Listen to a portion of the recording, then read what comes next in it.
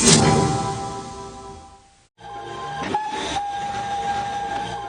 don't need a return ticket where you're going. This is a one-way journey. Straight down!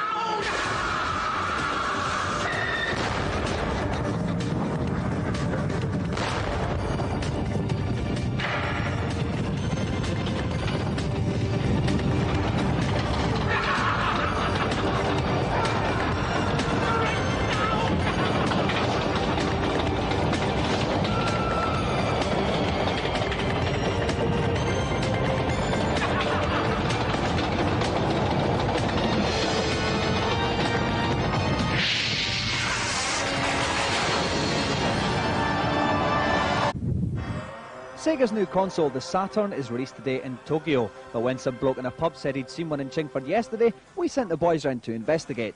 We met Simon Leung, who runs an import-export business, like most blokes. On Thursday I heard we had our Saturns in Hong Kong. On Friday I had them shipped out to me to Heathrow, and Saturday morning at 5 AM I picked them up, and by lunchtime I sold my first Saturn. An import machine with Virtua Fighters from Simon costs 570 notes. The official one will cost 300 quid, but it's not due till August 1995. Well, another challenger leaves behind us 15 minutes of fame, with only ridicule from former friends lingering on the horizon. While we bask in this golden thought, let's take a look at this week's reviews. Meanwhile, in Japan, Virtua Fighters has been bundled with the just-released Saturn. We thought we'd review it now for a laugh. It's been a long time since I've been truly excited by a video game this much. Virtua Fighters sent large dollops of adrenaline charging through my body. It's an excellent conversion. In fact, I prefer it to the arcade game, which I always found slightly sluggish to respond. Really, you must at least get to see this. And as soon as you do see it, you're going to want a Saturn and Virtua Fighters. Each character's got their own set of special moves that vary wildly. Some pick each other up by the knees and swing them round and throw them out of the ring, while others jump up into the air and come crashing down on your chest. If the rest of the Saturn games continue to be this good and this good looking, I'm sure the Saturn will do very well. As a beat 'em up, it's better than all the competition that's gone before. It's better than Street Fighter, it's better than Mortal Kombat, it's better than Primal Rage. It's fantastic. Lots of combos, lots of secret moves, and the most amazing graphics ever seen on a home system. It really is the bee's knees, and certainly worth buying a Saturn for. It's as simple as that.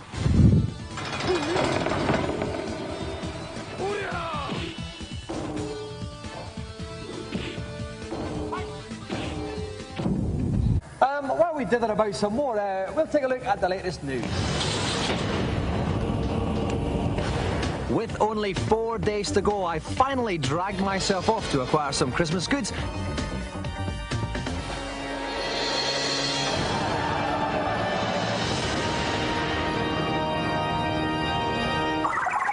The Super Nintendo Christmas will be dominated by Donkey Kong Country, essentially a platform game. It does import next-generation graphics using a Silicon graphics machine. However, this doesn't hide the fact that it's actually very dull. While we're on the subject of overrated games, Rise of the Robots, the game that's taken about 40 years to finally get here. I can sum up Rise of the Robots in 2 words. 70 quid. No thank you. The Super Nintendo game of this year, however, for me, Street Racer, half the price of Rise of the Robots, only 35 quid. The game which kicks Super Mario Kart's pants into next week. Earthworm Jim, you cannot beat. Definitely the most imaginative platform game ever written. Puts Donkey Kong to complete shame. Once again, in terms of good value for money, Mega Bomberman, the Mega Drive version of Super Bomberman, 30 quid. Now that is absolutely brilliant. Again, you can link it up, you can have multiplayer fun, 1 to 4 players, and it's rather smart. The big question facing Sega owners this Christmas, do they buy a 32X or not? Well, yes, it is good, but it's only a year until Sega's new Saturn comes out. So, the other thing you ought to bear in mind is don't pay too much attention to things like this, which says 50 quid off 32X software. It's actually 5 £10 off vouchers. And when you consider there's only 3 32X games out, this is a little bit of advertiser's license. There's been a huge boom in PC buying this year. This is probably the ultimate. It comes from Linux. It's got a very compact CPU, but it's got a Pentium chip, 100 megahertz clock speed, 1000 meg hard drive, and 64 meg RAM. It also has an unfeasibly large monitor. All this means it could probably tell you when you needed to change your pants, but at £6,000, you probably couldn't afford it. As far as the PC is concerned, this is doomed to, everybody's heard about it by now. There's no need for me to say anymore. If you haven't got it yet, you are a pillock. But as far as value for money goes this Christmas, it's difficult to beat the X-Wing CD-ROM set. You've got the original X-Wing game, plus the 2 data discs, Imperial Pursuit and B-Wing, plus even more historical missions to play. All of this for 40 quid, which is excellent value. Now, all this official stuff's very well and good, but if you're an impatient young pup who longs to get their hands on some foreign elements, the best thing to do is to visit one of this country's quality import shops, like this one. Furthest away from me, wearing Ridge Racer pants, is the Sony PlayStation, costing 750 quid. There's about 4 games available for it. Closest to me, wearing Virtua Fighter flavoured pants, we have the Sega Saturn. That weighs in at 600 notes, and there's about 7 games available. So why are they so expensive? I mean, people will be watching this at home, their toes curling at 750 quid, 600 quid. Why is it so much? Well, basically, Sony don't want to launch this product as with Sega in this country, so we had to go out ourselves to Japan and go to retail shops in Japan and buy them there. You can't get them in Japan right now, you can't get them anywhere. They sold out in Japan within 24 hours. So this price has to be as it is. It will drop dramatically over the next 3 weeks when supply overcomes demand. Right. So, with my Crimbo goods lodged firmly in their bulging sacks, the goblins were lucky enough to get to walk home, while I was forced to seek other methods of transport.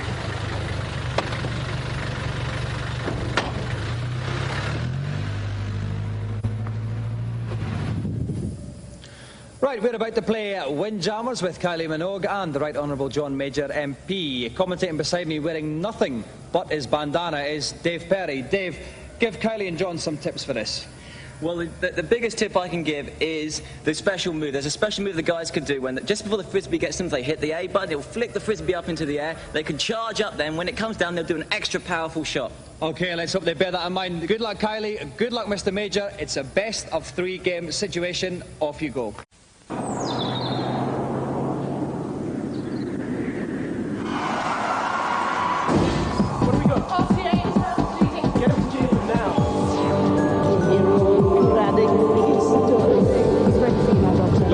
Scrabble. Are you looking at me, Dino? We're losing Adrenaline now. You'll never amount to anything, Tom. Everybody clear. Yes. Go. We've lost him.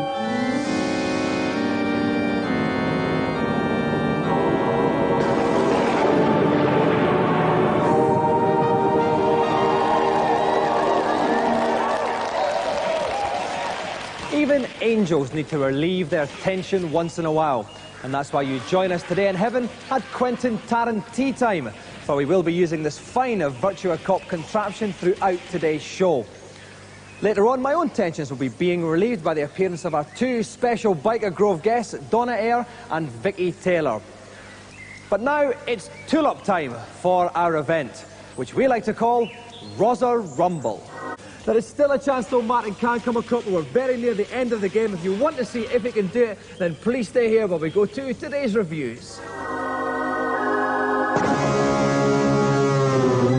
First up, Dave and Rick tried to look moody over the Saturn's Virtua Fighter remix. This means they got some hip DJ in to add a couple of drum beats and a chicka-chicka-hua noise. Or maybe not.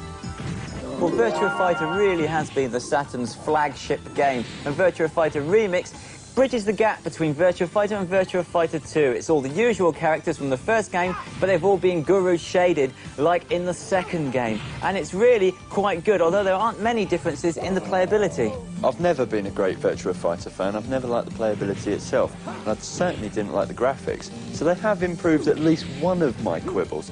The only problem is, I still don't like the playability. It's still, to me, the slowest of the fighting games, 3D fighting games, I hasten to add, that are on the market. Okay,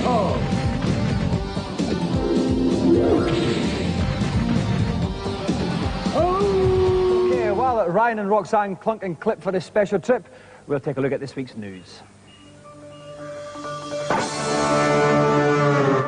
Why only last week, Jimmy Sega said. Come to my house for an exclusive preview of 3 games that can save the ailing Saturn.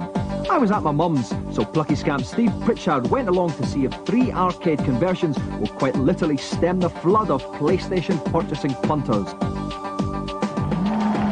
We all thought Sega Rally could possibly take a large hanky and wipe the smiles from PlayStation owners playing Wipeout. But what about Stevie Boy? What did he think of this super-fast racing game's scrolling landscape-burning rubber fest?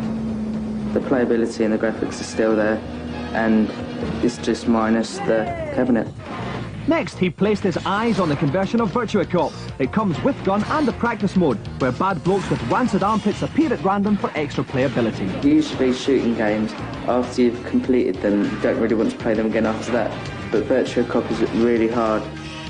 Finally, we got to sample the first playable version of hopeful Tekken toppler Virtua Fighter 2. It's only 60% complete, but Steve saw enough to believe it will be in the shops at Christmas, screaming, ho ho ho, buy me for a good time. I did think that the conversions of these games would be good from the arcade. However, I did not expect them to be perfect, which is what they seem to be. And with shops knocking 50 quid off the Saturn price, PlayStation faces may be slightly smacked. Ryan Brent and Roxanne Carla are about to play Destruction Derby. Help me out is the family's favourite, Dave Perry. Dave, do you mind if I call you Ace for this challenge? No, not at all. Most people do. OK then, Ace, tell us, what's the biggest problem our contestants are going to face in this? Intriguing relationship we've got there. Now we're going to put it to the test communication-wise as we play a cheeky little Saturn game called Bug. After successfully navigating Cupid, the relationship tester, this cute Saturn game couldn't be easier. I'll give them 1 minute to collect 14 blue crystals. Completing this task will show just how compatible our couple really are. Now, that challenge in itself would not be a true test of communication skills, so I'm going to ask one of Stuart and Tanisha to wear a blindfold and the other one to tell them what to do. So, Stuart and Tanisha, who is going to wear the blindfold? Stuart has volunteered himself with a large dose of help from Tanisha there. OK, Angels, would you like to blindfold Stuart, please? So he will be controlling the bug, but Tanisha will be telling him exactly what to do, whether to move left, move right, jump, grimace, cry, whatever. Stuart and Tanisha have 1 minute to collect 14 jewels. Best of luck. Your time starts now. So off they go. Bottom left-hand corner of the screen, there's a little can there. That's the energy the bug's got left. On the bottom right-hand screen is the number of jewels. He's got 6 already in that first clutch. The communication working very well at this point, actually. Not even a slightest hint of energy left either. Time-wise, 15 seconds gone, still going very well. Another 2 there. Got another 2. Listen to that communication in action. This is a relationship with real potential. 2 more there. He's missed that one though. He's got it now. 10 jewels. Oh, a little bit of a hit there. You can see the energy juice going down. 10 jewels. 35 seconds. 4 more jewels to go. That's all. They could do this. Always hit again though. That energy bar's quite low. It's 1 more hit and they'll get. No, that'll be it. It's over. He's coming down. It's so close. They've only got 4 more to get. There's some here. That's 11. That's 12. He's going to watch. He's been hit again. 13. 1 more to get. It's desperately close. And they've done it. That's 14. 56 seconds gone. That means Stuart and Tanisha have won the challenge. You have. Come on down. Congratulations. Well played. Fantastic effort. Stuart, then, comments on Tanisha's directions? No comment. When she told me to go left, I went right, because she doesn't know like the right from the left. Oh, thank you very much. I just won this game. Teamwork, pal. Tanisha, your comments then on Stuart's games playing? You know, every time I told him to go up, he went right, he went left, he took it all upon himself to do everything. So it was really me. I was going to ask you, actually, if this meant there was more chance of you two getting closer in real life, but you don't seem to be agreeing on it much. But I do have to say, you have safely negotiated both parts of our special event, which means that the special Mr. and Mrs. Go to GamesMaster joystick goes to Stuart and Tanisha.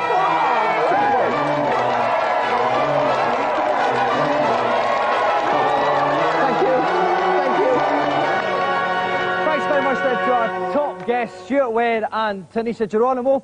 There's far, far too much love floating around here now. Let's return to our formerly bitter, twisted, sardonic selves with today's feature. After gorging ourselves on that fine televisual feast, let's clean our palates now with a piquant review sorbet.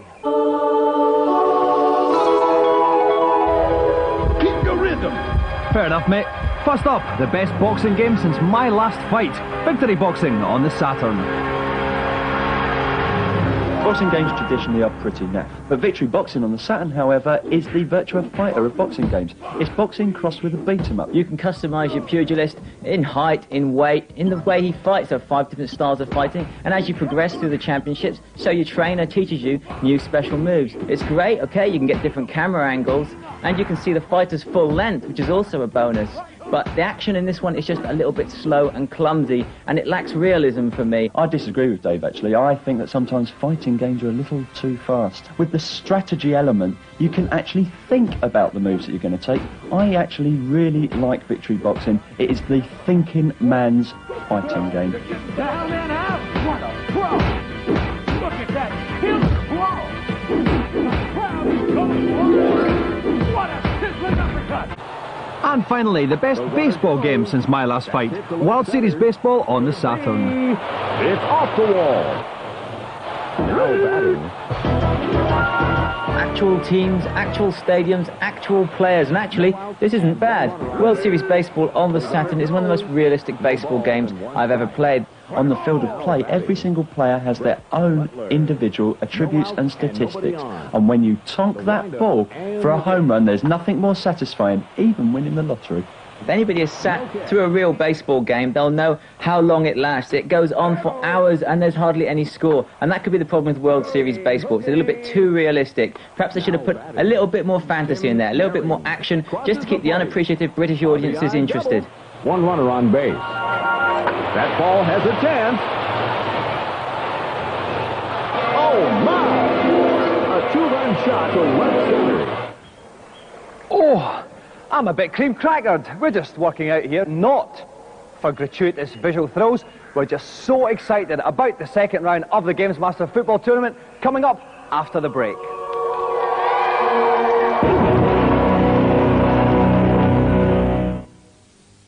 We're going to stop them now. They have been downloading other stuff throughout the show. We're going to stop Neil and Gary now while we compile all their clips together. We're going to go and have a look at today's reviews.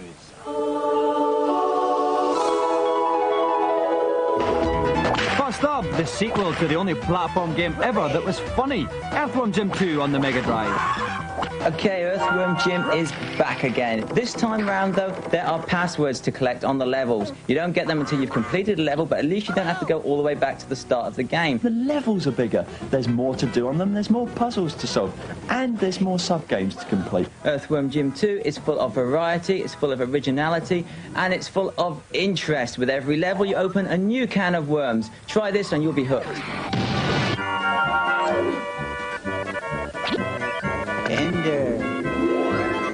Ender.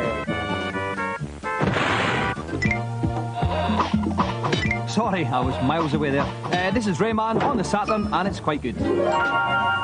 Very, very original and very tricky. Rayman is definitely a next-generation game. It's probably the hardest platform game available on the Saturn at the moment. The nice thing is there's a good learning curve as you go through the levels. They get tougher, but you're given special tricks and powers that enable you to beat up the baddies and get even further. It is a very good game. It lasts for absolutely ages, and it looks like playing a cartoon. Tops.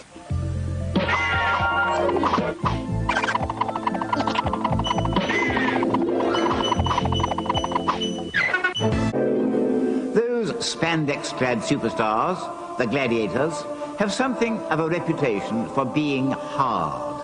But I wonder if they're up to the challenge of a no-holds-barred scrap on one of the next-generation consoles. For today's event, I decided to put them to the test by pitting 2 of them against 2 civilian games players to see which team emerges victorious over 2 separate challenges.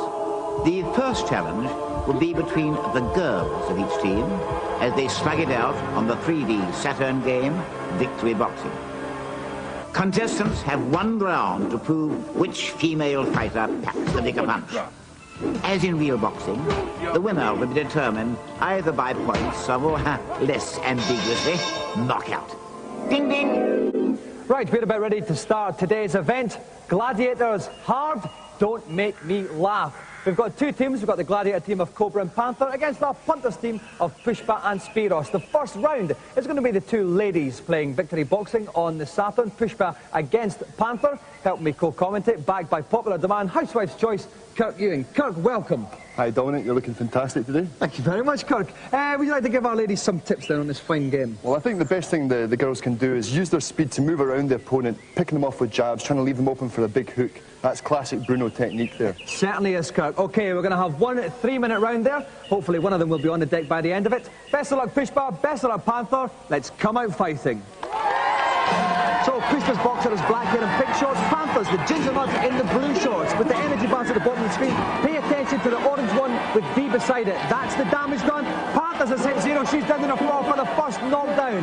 You can see the count coming up there, Kirk.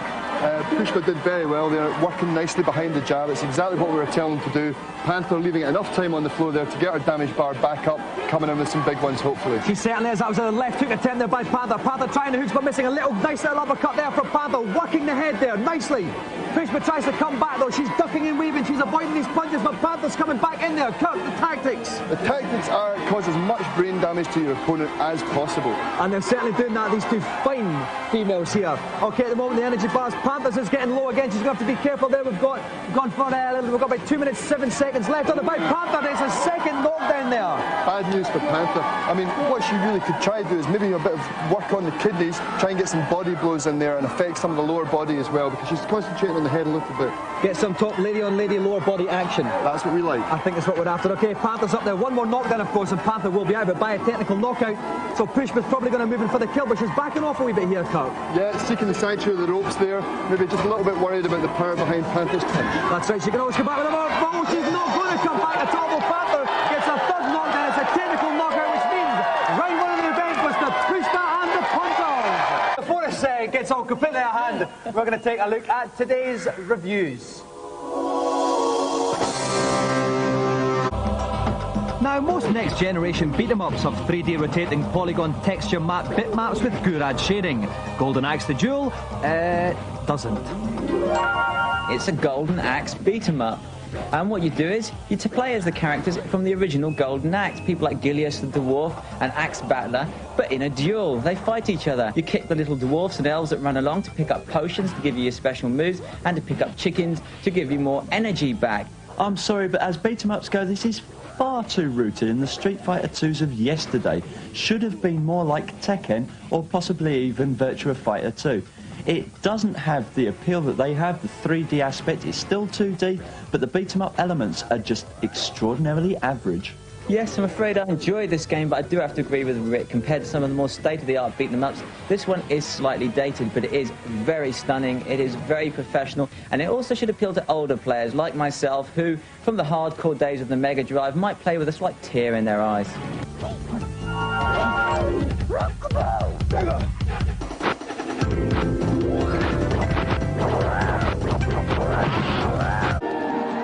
Welcome to GamesMaster, the show that takes the competitiveness of 15-1, the drama of Brookside, and the humour of Whose Line Is It Anyway, puts them all on the line and says, bog off, we can do better ourselves. And over the next 25 3/4 minutes, we're going to prove it. Last Friday, Nintendo's ultra-secret Ultra 64 console came out to play in Tokyo. The bad news was many of the games on show were still far from ready, but Mr. Good News was still pulling on its trousers, as these shots indicate. We'll have a full report on the staggering Ultra 64 later on in the show. Saturn owners rejoice! Many so-called exclusive PlayStation titles are being converted for your machine, including Destruction Derby and Wipeout, once voted #1 reason to buy the Sony machine. Top PlayStation beat-em-up Toshinden was also released last week in Japan for the Saturn, with an extra fighter and intro animations. A comparison of the two versions reveals the Saturn surprisingly adept at matching the PlayStation's much-touted graphic capabilities. Evil. Although speaking as someone who has tons of the stuff, I'd have to disagree. If you have similar sufferings, then see if any of the following games are worth lightening your fiscal load for. Next up, drive cars through bumpy roads with your arm round a lady while listening to loud rock anthems in Sega Rally on the Saturn. 1, go! The attention to detail is stunning. It runs at 40 frames per second, which is even faster than Ridge Racer. It has a 2-player split screen option, and there are things in there like customizing your car, time attacks. It's got so many options in there. Sega have really pulled their finger out on this one. This is going to be massive.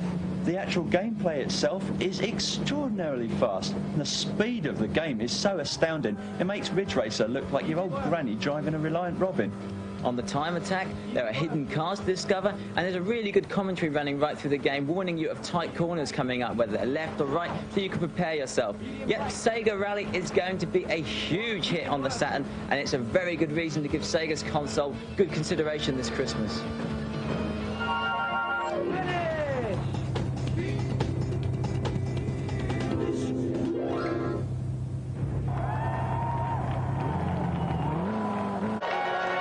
Can't buy you love, so the song goes, but it can buy you high-quality pieces of entertainment software, although that would make for a slightly less catchy chorus. Let's see if any of the following games are worth more than the much-mentioned brilliance. In Japan, this game comes with a black gun. Over here, the gun's painted bright blue, just so stupid kids don't get confused. It's Virtua Cop on the Saturn.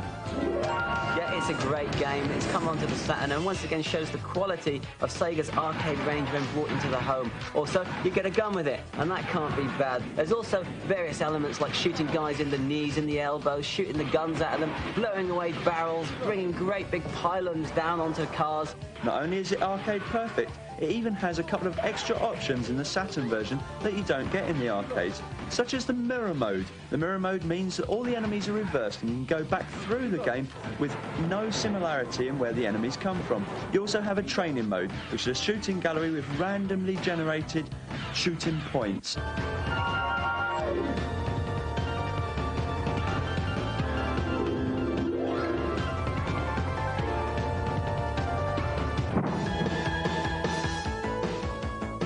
Finally, on the Saturn, Hebereki Popoito, which is Japanese for Why are Dave and Rick wearing shades in the middle of winter?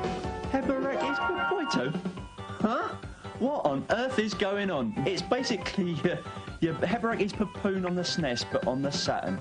Mean Bean Machine, Pack Attack, Puzzle Bobble, they've all become very popular lately. All these more graphic-y, Tetris-y type games. That's exactly what Hebereki's Popoito is. Trouble is, it's absolutely bonkers. There's just too much going on screen to actually make a puzzle game work. Puzzle games should put you into a calm state and let you relax, let you get into it gradually. But Hebereki's Popoito throws everything at you at once and you end up getting hit from 1,000 angles.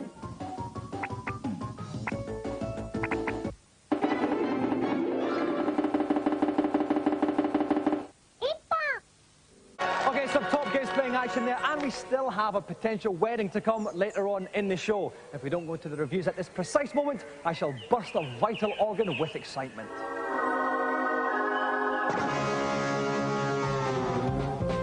First up, Rick and Dave strip to the waist, get oiled up and wrestle the way God intended with Virtua Fighter 2 on the Saturn.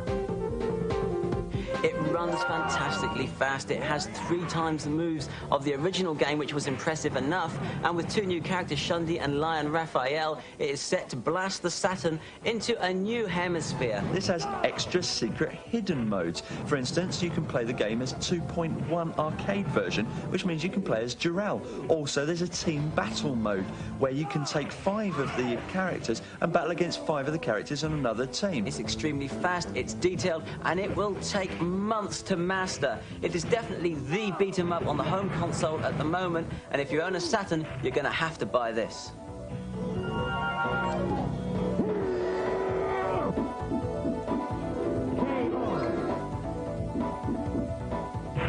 Thank you very much, Kirk. Okay then, before Kirk Ewing exerts himself a little bit too much, we're going to leave Patsy and Dean there and take a look at today's reviews. Next up, High Octane on the Saturn. It looks like Wipeout, it tastes like Wipeout, but does it smell like poo? High Octane is a space race extravaganza, very much in the same mould as Wipeout. It has cars of the hover variety, and it has tracks that you race around. And seeing as Wipeout isn't going to be out on the Saturn for some time, it's worth having a look at High Octane. High Octane can be played from 4 different viewpoints, and there are 9 different tracks in all in the game. Also, unlike Wipeout, there's a 2-player split-screen mode, so you only need 1 copy of the game and 1 Saturn to play. This has got to be good news for console players.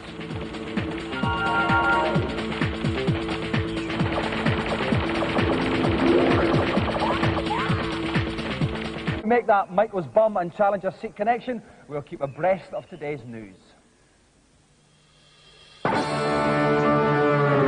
And the biggest news of the moment is our competition, so grab a pen and paper now. Yes, to celebrate next week's Christmas special, featuring a look back over 5 series of GamesMaster, we're giving away 5 Sony PlayStations and 5 Sega Saturns, each with the 3 biggest games on that system. The Saturns come with Virtua Fighter 2, Sega Rally, and Virtua Cop with the gun, while the PlayStations will be accompanied by Tekken, Doom, and Ridge Racer.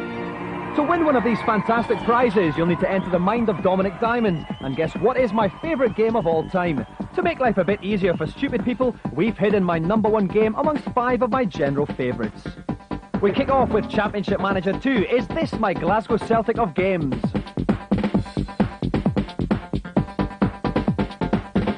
Next up is Wipeout. I've said it was my favourite console game this year, but was I lying?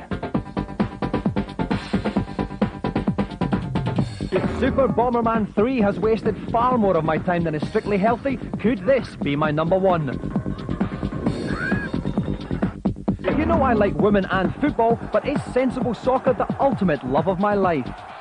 That's a lovely pass. Then again, I do like a fight, and I'm quite hard when I take off my glasses. Has Virtua Fighter beaten up the rest of them to become numero uno? We'll pick 10 people at random who guessed my favourite game, and they'll win either a PlayStation or a Saturn with 3 games. To enter the competition, simply call 0891 114400 and follow the instructions. Calls will cost you no more than 39p, but you've got to get permission from the bloke who pays the bill. The competition closes at midnight tonight, and the answers and winners will be announced in a couple of weeks. In case you're thick, we'll give you the number again at the end of the show. Janet goes off for a quick shot back inside. We'll take a look at today's reviews. Like Eddie Izzard, the X-Men is a very overrated comic, but they do have their own game on the Saturn, while Eddie Izzard doesn't. X-Men. You have all the characters from all the X-Men comics, and they just go hell for leather against each other.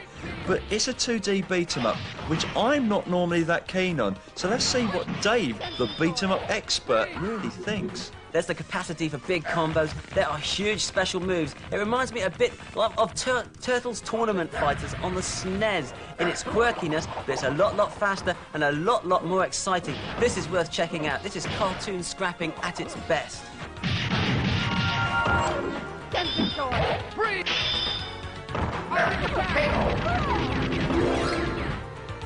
You win.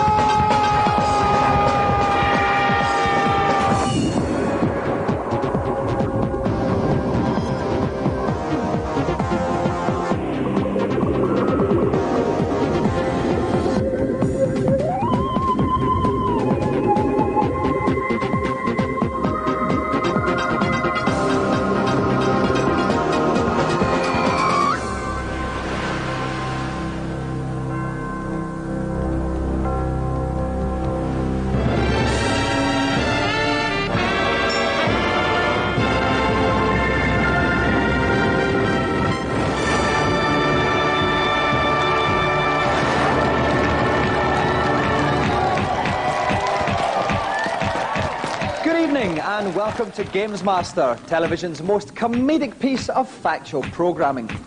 Last week, a staggering 47 million people tuned in for our first show. But remember, viewers, to me, you're more than just a number. The girls are having a minor altercation over the possession of my fish finger, so they're not fighting just for my benefit. Good evening, ladies. What is the most violent thing you've ever done?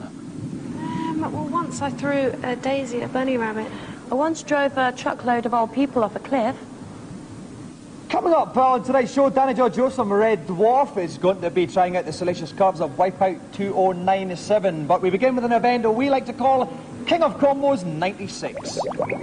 finally, Roy, now you're a bank cashier. Yeah.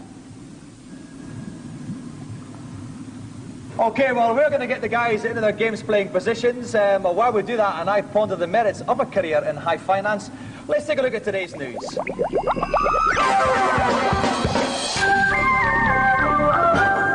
First, more on the Nintendo 64. These are exclusive pictures of what promises to be the first decent driving game for the console. Rev Limit features no Vickers, but 3 tracks and 4 cars, and aims to combine the best elements of Sega Rally and Ridge Racer. Rev Limit is scheduled for release in the first quarter of next year, so bank cashiers can buy it then. If you pay close attention to the hype surrounding the launch of Sega World in London last month, you might be forgiven for thinking that the 12 quid entrance fee was a little steep for the pleasure of standing in interminable queues for the various rides, especially considering that all the arcade games still cost a quid a throw. Well, Sega have had a change of heart, and now 95% of the hundreds of machines are on free play, which makes it the ideal place to fritter away your money, waste your precious youth, and generally pursue a life of delinquency and antisocial behaviour that will no doubt end in ruin.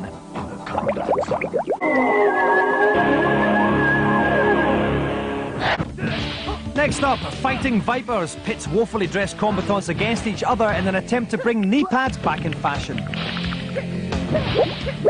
The thing that makes Fighting Vipers particularly different to Virtua Fighter is that it's a lot easier to get into. Anyone can pick it up and do a flashy move straight away, but it takes a real gamer, a real hardcore beat-em-up player to learn all the really complicated floating combos, string everything together. That really is the mark of a good beat-em-up. Fighting Vipers is superb. I can instantly get into it, and it's even got a record mode where you can play back your best fights.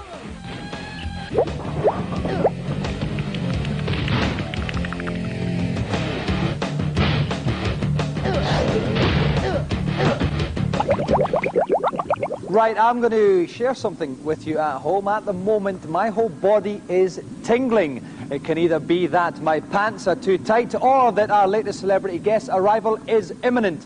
Find out which of those it is as we introduce today's Celebrity Challenge.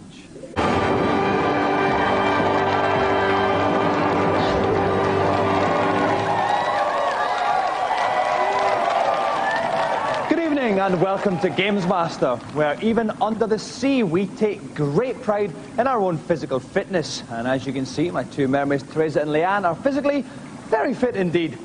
Okay, ladies, what's the most energetic thing you've ever done? I played ping pong once, 3 times in a row. I regularly mud wrestle. We're stretching our groins a little bit more than usual today because one event dominates this show, and we like to call it We're Athletic, We Like Lycra.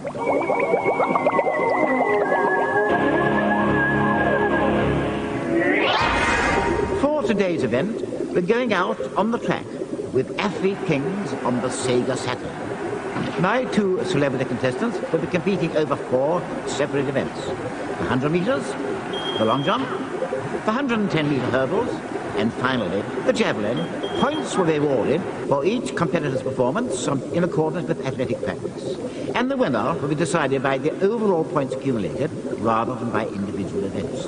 Button bashing plays an important role in the game, and I'll be watching out for the contestant with the most feverish fingers.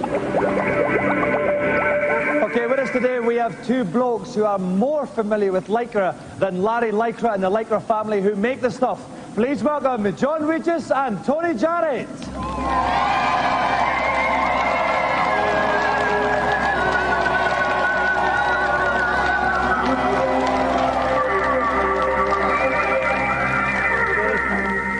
Now, of course, I should have said John Regis, MBE. Technically, you have that gong. What was it like when you got it? Where did you have to go? Buckingham Palace. You know, for me, it was probably the proudest day that I've ever had so far. You know, when I was younger, I always wished that I could ever, you know, go and see the Queen and receive one of those medals because you always thought it was somebody else who get it. But when my name came up in the list, you know, I was really happy. My parents came down. It was a tremendous day out, and you know, really chuffed. Was there a party afterwards? There was in my house. All right. But you didn't have a party with the Queen? No. Because I want to know that. I mean, like, you know, if she has a bit to drink, then she'll bend over and start lighting her farts. But I guess we won't know that. I bet Fergie does. I bet she'd be the first one to get lighting the bottle first. I probably won't get an MB. I there's no chance of that one. I think so. Now, Tony, well, I'll ask you a much classier question than that. I want to know what you look for in a short. Now, we see you guys running very graphically all the time, and what's the most important quality in a short? Well, the most important quality in the shorts is comfort and support. So, stop things wiggling about and shaking about. Wiggling about? Wiggling sounds like it's small. It sounds like it's small. Yeah, I mean, I probably wiggle. I'd imagine I most definitely wiggle. Or rock about. That's more like it. And finally, it's a tradition here on GamesMaster. My mother, the biggest athletics fan in the world, whenever we have athletes on, but else, can you possibly just give her a little wave when I come in? Say hi, Paula, and a little wave there. Hi, Paula. Hi, Paula. That is fantastic. Thank you very much. I would also like to, on a personal note, say, Mother, once again you've done it. You've moved house without telling me the address. You keep doing this. I'm feeling a little bit insecure now, so please get in touch. And while we wait for the results of that heartfelt plea, the guys are going to get themselves in a GameStone position. I'll go up to the commentary box. And that trackside being my very own Jim Rosenthal. We have got Rick Henderson. Rick, you're a very athletic man yourself, aren't you? About as athletic as Wigan, I reckon. But I am actually practising at the old snooker and darts, so I think the exertion will be there somewhere. Okay, but not practising your jokes. No, obviously not. Okay, Rick, first about 100 metres here. What is the basic tips for the guys? Well, the basic tips, this is dead simple. You just have to hit those buttons as fast as you can, but we're looking at around a 10-second run here. Anything over 10 seconds and they're losing valuable points. Okay then, all right, thank you very much, Rick. Best of luck, John. Best of luck, Tony. Okay. Off you go. Okay, character selection. Now, John is playing as Jeff Janssens, the British guy. Tony has opted for Carl Vane, who is grinning with the arrogance we've come to associate with the Germans. Course number 1. Okay, so we can see John on the right-hand side, considerably larger of frame than Tony on the left there, Rick. Oh, no, it's all running man. Oh, no. Okay, here we go. Get set. And they're off, and it's John Regis in the inside lane, making the early running there. It's Tony's got a lot to do at this point, Rick. Tony's got a lot to do, but the other guy is so huge he can possibly get past him. He's a novice coming through. John comes through. John takes in 9.95 seconds to Tony's 10.1. A new world record. Let's see how that translates into points. So at the end of the 100 metres, John Regis scores 1,108 points. Tony Jarrett, 1,071. It's not on who comes first and second at this stage. It's all on the points at the end of the game. Okay then, while we get our breath back for that and prepare for the long jump, we'll go to today's news. Okay, we have completed one event of our special I'm Athletic, I Like Lycra GamesMaster Challenge with John Regis and Tony Jarrett. John Regis 37 points ahead. We're just about to go into the long jump. Rick Henderson, what's the best tips for the guys here? Well, Tony's got a good advantage here. His character is a jumper, don't forget. But the best tactic is basically press that button when you're in mid-air and it will extend your legs, giving you better reach. Okay, and what angle should they be looking for of jump? Well, they should be looking at up to 25, but I kind of find myself 23 is the optimum angle. Okay, then you've always been a bit of a dissenter, though, haven't you, Rick? Okay, then it's John to jump first. Best of luck, John. Take your first jump. Okay, each player gets 3 attempts. We just take the best of the 3, and that's the score that will count. John now getting a lot of speed on this runway. This is crucial. He's got to convert it, though. Take off is near to the red line. That's not bad. The angle a bit too low there, Rick. 6.42. Well, he's just putting an initial jump on the board, trying not to foul it, because if he treads on the little red line, he's a foul. That's true, and 6.42, it's his banker. It is a banker. It's not a great jump, though. Okay, off goes Tony then to set the pace with his first jump. It's the gentle, loping, bizarre-looking stride of Carl Vane. And again, another good approach. This is fast. Again, right behind the line. The angle a bit better, 5.97. Rick, very far behind the line there. Very, very far behind the line. He can't possibly get over the 6.42 that John did. Okay, John's second attempt. We want to see then a little close at the board this time, Rick. A little closer to the board, but again, he must not foul. He must not foul. We want to see a 23 angle. We want to see that, and we want to see them extend their legs at the end. That's a brilliant. That's far better. 7.31, as close to the board as he could have been, I reckon, there. All he could have done there, Rick, a bit more speed, maybe. A bit more speed. He should really be bashing those buttons, and the angle was, yeah, it was a little bit low. Okay, here comes Tony for his second one. 7.31 is what he has to beat. Tony takes his run up, desperately trying to get that speed up. He's got to go close to the board, he knows. Oh no, that was a little tap there actually. He didn't hold it down enough. 4.88. He won't be happy with that, Rick. He can't be happy with that. That is not going to win him any medals, not in this game. Okay. But we only take the best attempts, so Tony's still got one more now. John can really go for this now, Rick. He can really go for this, and we've got the fantastic buttock shot. He's going to make a great imprint when he lands. Oh, but he's fouled it. Oh, but it wasn't as long as this other one anyway. 7.28. So John Regis' longest one, 7.31. There's the replay. Rick clearly makes a big mark in the plasticine. Yeah, but he could have made more out of that plasticine. He took so much of it. Okay. Here is Tony Jarrett's third and final jump. Okay, a hush descends upon the crowd.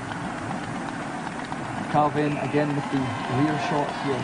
He's either going to do it or he's going to trip on his face. That speed. It's near the mark. That's good! Yes! 4.3 centimetres. Tony Jarrett takes the second event. But more importantly, how's it going to convert into points? Let's wait and see. Okay, the point score 8.88 for John Regis, 8.93 for Tony Jarrett. He pulls it back by 5, which means that John is still ahead, but only by 32 points now. At this point, I'm going to go down and check the guys are feeling all right. Okay, guys, 2 events gone. John, 1,996 points. Tony, 1,964. Now, John, Tony's eating into your lead there. Now you're still about 32 points ahead. The next event is the 110 metres hurdles. Well, have you ever done that in real life? Not a hope in hell. For me, it'd be like trying to climb a house, so I leave that event completely alone. But in this particular event here... This is your favourite, This is my favourite. Okay, it's nicely poised then. John Regis, 32 points ahead of Tony Jarrett. We're going to compare the size of our various Lycra pouches. You're not allowed to see that. You have to watch these fine adverts instead during this commercial break. On GamesMaster. John Regis and Tony Jarrett took a day off of winter training and they came in to compete in I'm Athletic, I Love Lycra. We have had 2 events so far, the 100 metres, which John Regis won. Then we moved on to the long jump, which Tony won with a spectacular final jump, leaving the score after 2 events. John Regis, 1,996, Tony Jarrett, 1,964. For the mathematicians out there, that's a difference of 32 points. Okay, Rick, we're on to the 110 metres hurdles. As far as buttons and coordination go, what do the guys have to do here? Well, they just have to hit those run buttons as fast as possible, but with their third finger on the C button, they have to hit it. But the shallower they hit it, well, basically to jump over the hurdles, but the quicker they hit it, the less time they depress that button, the shallower they'll go over the hurdles and therefore gain more speed. Okay, would they have to use the third finger, or could they maybe be sensible and use another hand? They could do that, but joypads are very wee. Very wee. Okay then, while Rick retains just about his sanity, then we will go to start the 110 metre hurdles. Best of luck, guys. Take your marks. Okay, off they go. John, furthest away from us on the inside. Tony, closest to us in the lovely blonde hair. And they're off, and they jumped a little bit early. A bit of a bounce up the first 2 hurdles, gone crashing. But John's cleared 1. John's cleared 2, 3, 4. John Regis streaking ahead there. Tony's rhythm has gone all over the place. John Regis takes it 30.31. Tony Jarrett limps home at 16.29. What is that? Look at John strutting his stuff. He's got a new world record. Oh dear, now how's that going to translate into points? After the 3rd event, John Regis still in the lead, but he's lengthened it. 3,062 to Tony Jarrett's rather wiggly 2,664. While we're trying to attach some kind of robotic limbs to Tony's athlete, we'll find out what's happening in today's feature. Okay, we're approaching the final event here. We've had John Regis and Tony Jarrett here since the start of the show. John has played extremely well. Tony has played, and there's about as much tension as a very old soft duvet. The next event is the javelin. Now, Rick, what's the tips for the guys on this one? Well, again, it's angle-based. Welcome to Mathematics Master with Tom and Rick. It's angle-based, 45 degrees, the game says, but I find it better to do 42, 43 again. But also, they just have to get that run up, and to be honest, John's character could use that javelin as a toothpick. That's got to go far. Okay, so the game says 45 degrees. Rick would prefer a rather slightly droopier 42. It is John to throw first. So off he goes. Now, this cat is very strong at the throws. Yeah, this is John's specialist event. He's already in the lead, but this is the one. Okay, the speed is looking great along the ground there. We want a good time in there. He's behind the mark. The angle. Yeah, he did it. That's going to be not bad, actually. That's looking great. It's soaring out there. 70.32 meters for his first throw. It's not unbeatable, though. 90 is not unrealistic here.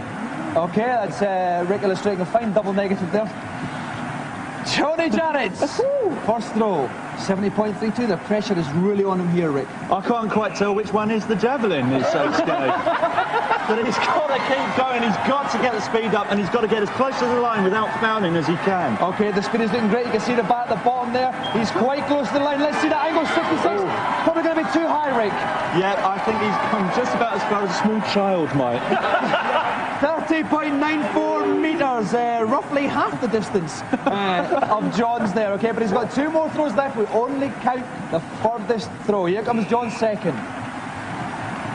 Yep, the angle actually goes down in this game, so they've got to actually figure out which way it's going to go first. Okay, then, again, John's speed is fantastic as he approaches the line. He might have a foul. That's a foul there. But he can afford to do that. Yes. He's been saving himself now. He's teasing. He's throwing those sweets in Tony's direction, isn't he? He's angry though, look at the screen. He's bending down there, doing something. Okay, it's Tony Jarrett's second throw. Come and see my puppies, Tony. That's what you're saying. Okay, here goes Tony. We want speed, we want him to let go the javelin as close to the line as possible, and we want about 40 degrees angle here. The speed's not quite as good, it's not quite outstretched. 38 degrees, so that's a good angle. It's sorting out, that's going to be close, 67.27, closer, but still is John in the lead with 70.32. He can really go for it now in his final one, John, Rick. Well, this is what the Germans actually do. The Germans always throw very short distances at the beginning and go for the long distance at the end. Okay, here comes John. The speed again is very good. He wants as close to the line as... Oh, the speed is magnificent if he can keep this up. 30 degrees, a bit too low, but his speed might carry it out there still, Rick. Yeah, go further. Further than his first one. 71.96 metres for John Regis there. And look at that little shimmy there. He liked that one. But I think Tony's going to have a lot to do now, a lot to do. He really does. His best so far is 67.27. We're looking for another 4 metres plus from Tony Jarrett here. Here he comes. He's got to go basically over 85 to really put it all square. To bring the points level, yes, overall in the whole competition. Here he comes. Go on the speed. Get we need that speed. Going, Tony. Okay, the speed is... it's not terribly fast. Maybe get No, this is definitely not it. The angle's not good either. I'm trying to think of something complimentary about this throw. I can't. 41.93, which means that Tony Jarrett's best throw, 67.27, but winning another event is 71.96, John Regis. We don't need the final points. John Regis is the winner.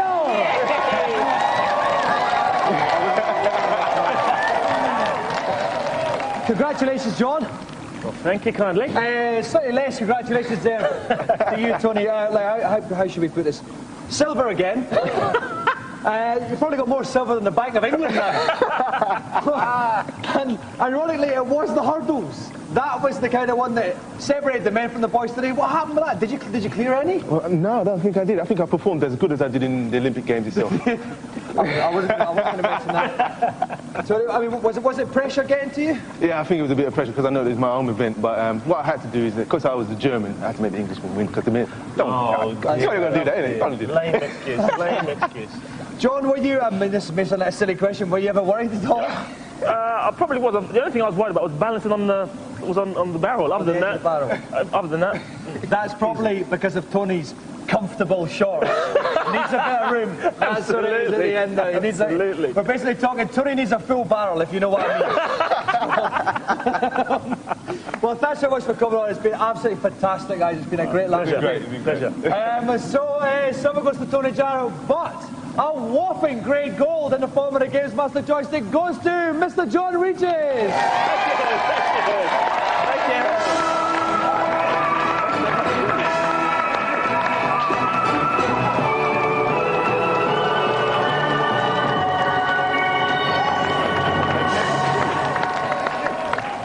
Okay, so that's the end of the show. Thanks very much to John and Tony. Next week, Paul Lation from the Hollyoaks is here. And I'll leave you with a final question.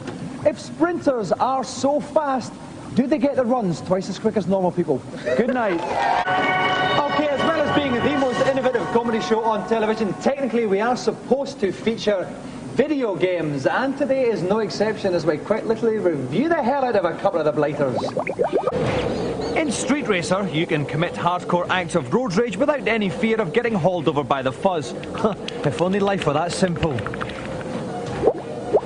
Okay, so Street Racer is pretty much Mario Kart, but there's no competition on the Saturn. There is no Mario Kart style of game, and Street Racer will have it all to itself. The 3D angles and the zoom out options only enhance what was already a very, very good game. There's also an 8-player simultaneous split screen mode, which is the first time we've seen anything like this tried in a racing game. It's a bit difficult to see where you're going, but it's good for a laugh if you've got that many friends. The playability itself subscribes to the adage that if it ain't broken, you don't fix it.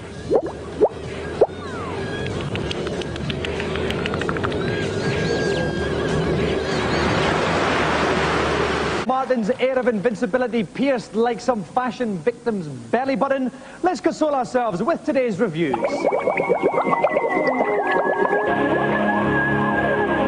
Finally, the home version of Virtua Cop 2. And for the benefit of viewers whose lips move when they read, it's the sequel to Virtua Cop. The Saturn version of Virtua Cop 2 is fantastic, looking remarkably close to the Model 2 original. Thankfully, they've also added some new features, an extra route at the end of level 3, especially for Saturn owners, and ranking mode, the best mode for playing this in once you've finished, totally going for the highest scores you can get.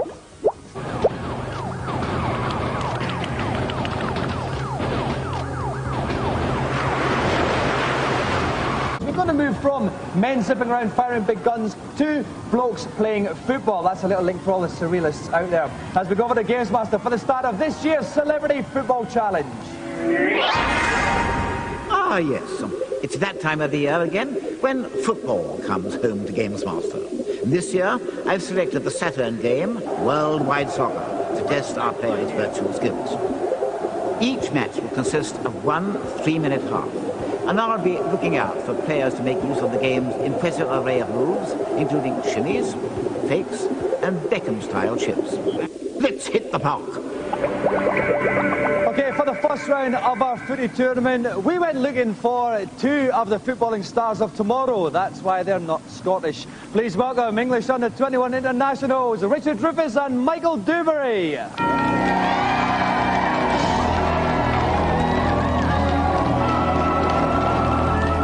Show, Michael. Thanks for coming on, Richard. Now, Michael, I want to talk about the game you're playing tonight. Now, Michael, you're playing as Italy tonight. What kind of game are we going to see from you? Good passing game, nice attacking, nice flair. A lot of skill. Yep. Not much to ask for, really, is it? No. What about you, Richard? Are we going to see the same? Well, yeah, basically just a passing game and loads of movement off my front 2 strikers, hopefully. Okay, that's great. Well, if you want to see who wins the battle of England's young guns, plus find out how Territorial Army dog killer Paul is getting on Gunblade, join us after this break.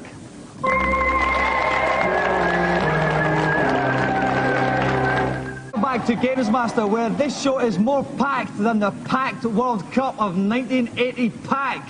We have got England young guns Michael Dewberry and Richard Rufus about to do battle in the first semi-final of our annual footy tournament.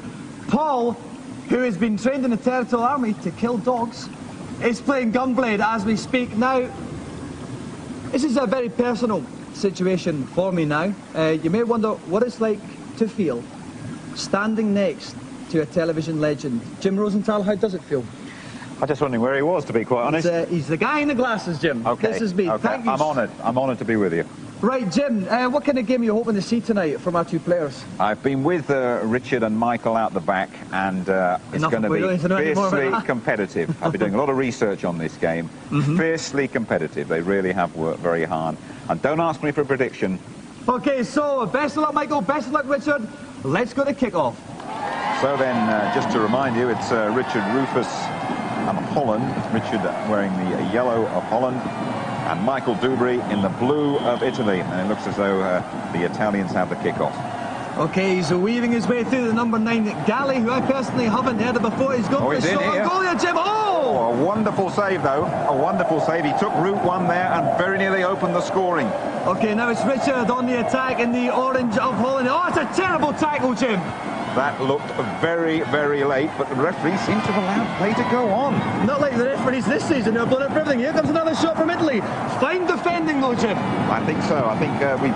Oh, it's gone in, has it? Oh, has it? Oh, what? They sneaked it out the corner there. That was a terrible call on your behalf, I'd have to say. The fine defending shout. The ball wasn't away. I've put the kiss of death on them, haven't I? Looks like it. 1-0 to Michael Dubry. And if we look at the replay, Jim, it was all in the shot.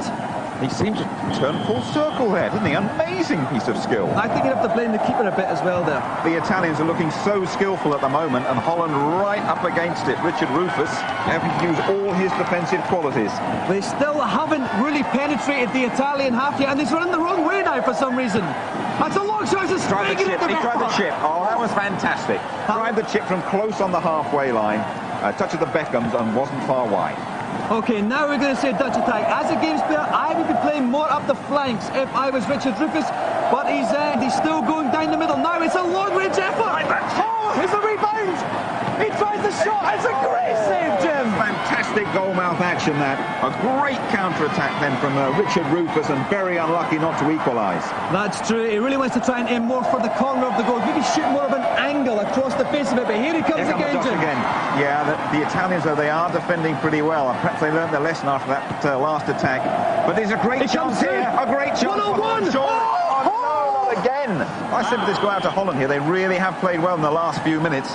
Richard Rufus, and I think they deserve an equaliser. Okay, Richard Rufus again. He's 1-0 down to Michael Dubry, but he's on the attack. He tries a shot from the edge of the box. Yes! That was an amazing goal, Jim. We called it right. We called it dead right. We thought the Dutch might come back and equalise, and Richard Rufus, that was an outrageous chip over the goalkeeper. Wonderful skill. Here comes the replay. Talk us through it, Jim. Exquisite skill, really. He'd been practising that beforehand, that particular manoeuvre, and the goalkeeper embarrassed. So it's 1-0, and the time is ticking away. We're hoping to get a winner here in normal time. If not, we'll go to penalties. A penalty shootout looming, I would think, here. But what a well-balanced game. An early goal for the Italians, and they're coming for a winner here. Another great chance. It's a number 9, but safely in the keeper's hands there. Time, I think they're maybe just playing out time here. Well, they might be playing for penalties. You never know. You never know. It's been done before. They might... Oh, it's a bad throw out, was it? No, I thought he was embarrassed. That's it. The referee blows up there. We've reached the end of normal time, and we're going to go to penalties. Michael, in the famous blue shirts of Italy, steps up now, Jim. How do you think he's going to play it? Will he blast it, or will he place it? Michael Dubry, that is his decision. It's missed it. The keeper saved it. Now it's Richard, and he rolled it straight down the middle. There's calmness for you. 1-0 to Richard Rufus. Michael's second penalty coming up. Must score here, really, to stay in it. Brilliant penalty. Perfect. Right in the top right-hand corner there. 1-0. Richard, he tried to go down the middle again, and that was feeble, so they both now missed one. It was limp, Jim. Beautiful penalty. Beautiful penalty. Top corner. Pick that one out. 2-1 to Michael Dubry. Richard's third penalty. Same place. 2-2. Nothing in it at this stage. Oh, they like that far corner, don't they? They like that far corner. He must score this one. This is crucial. Oh, calm. Calm one there. Slotted away 3-0. One more penalty each before we go into sudden death. It's getting very, very tense indeed here. Is he going to go in that same place again? No, he's... Oh, the other way. Vice saved it. And now we come down to Richard Rufus. Does he have the ball to slot this penalty home to make it to the final? He has. Calmly done. Super cool there with the final score of 4 penalties to 3. Richard Rufus goes through to the final. Okay, congratulations, Richard. Commiserations, Michael. I'll start with you. Good goal that you scored. Do you want to talk us through it? Well, we've been working on like good passing movements and that. Worked our way into the box, and the striker's been on form in training and in pre-matches. He's got a nice turn and a great strike in top corner. Richard, when we came to the penalties, there was a lot of them going in the top right-hand corner. As we were looking at it, it came down to that final penalty. You know, you only had to score it to go through to the final. What were you thinking as you were running up? Well, I was thinking all my penalties like went top corner or straight down the middle, and I thought I never went bottom left corner, so I thought I might as well give it a try. And lucky enough, I sent his goalkeeper the wrong way, and there you go. It was almost an intellectual game of cat and mouse chess to kind of put about 4 cliches together in the same sentence. Well, thanks so much for coming on, guys. Richard, we're going to see you in 2 weeks' time in our grand final. But for now, we have to say goodbye to both of you because technically we do have the rest of the show to go along. So please give a round of applause for our 2 special guests tonight, Michael Dubry, Richard Rufus.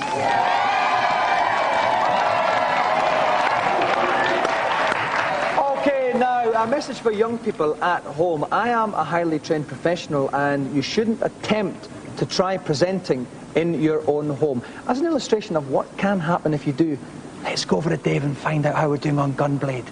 Dave, how's it going? Well, as you can imagine, a lot's happened since you were last with me. Paul has now lost his first life, and we're going to show it now in the highlights in Level 1, Area 4.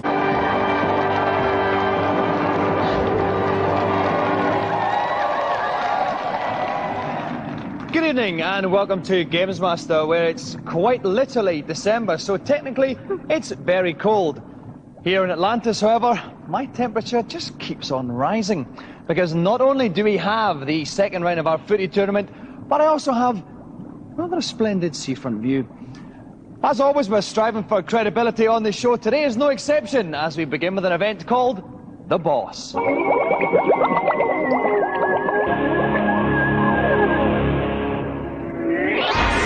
I don't like being ordered about, so I was more than a little irate to receive an officious letter from someone calling himself the boss, demanding to come on the show and display his games-playing portfolio.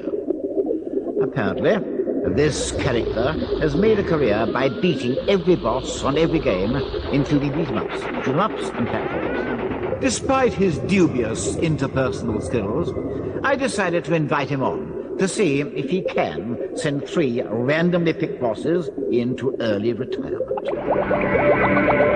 So once more we shake hands with calling credibility as we welcome the boss.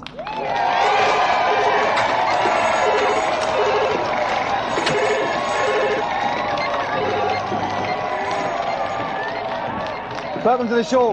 Nice to meet you, Dominic. How are you? I'm fine. Do you have a first name? Just the boss. That's what they call me. Mr. Boss? Yeah, Mr. Boss. Mr. Boss. Why did I call you the boss? I'm just so good on these, you know, games. You can give me a platform game. It should... hold on. I think you're ringing me. Yeah. Hold on. Hello? Goodbye. Yeah, carry on. Sorry about that. Who was that?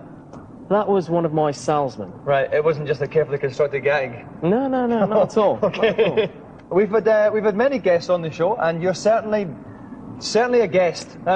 So we're going to pick 3. Hold on a second, please. Yes, hello. I'm too busy right now. Come on. Bye-bye. Right. Sorry about that. Another salesman? Yeah. I thought it might Plenty all be. on the go.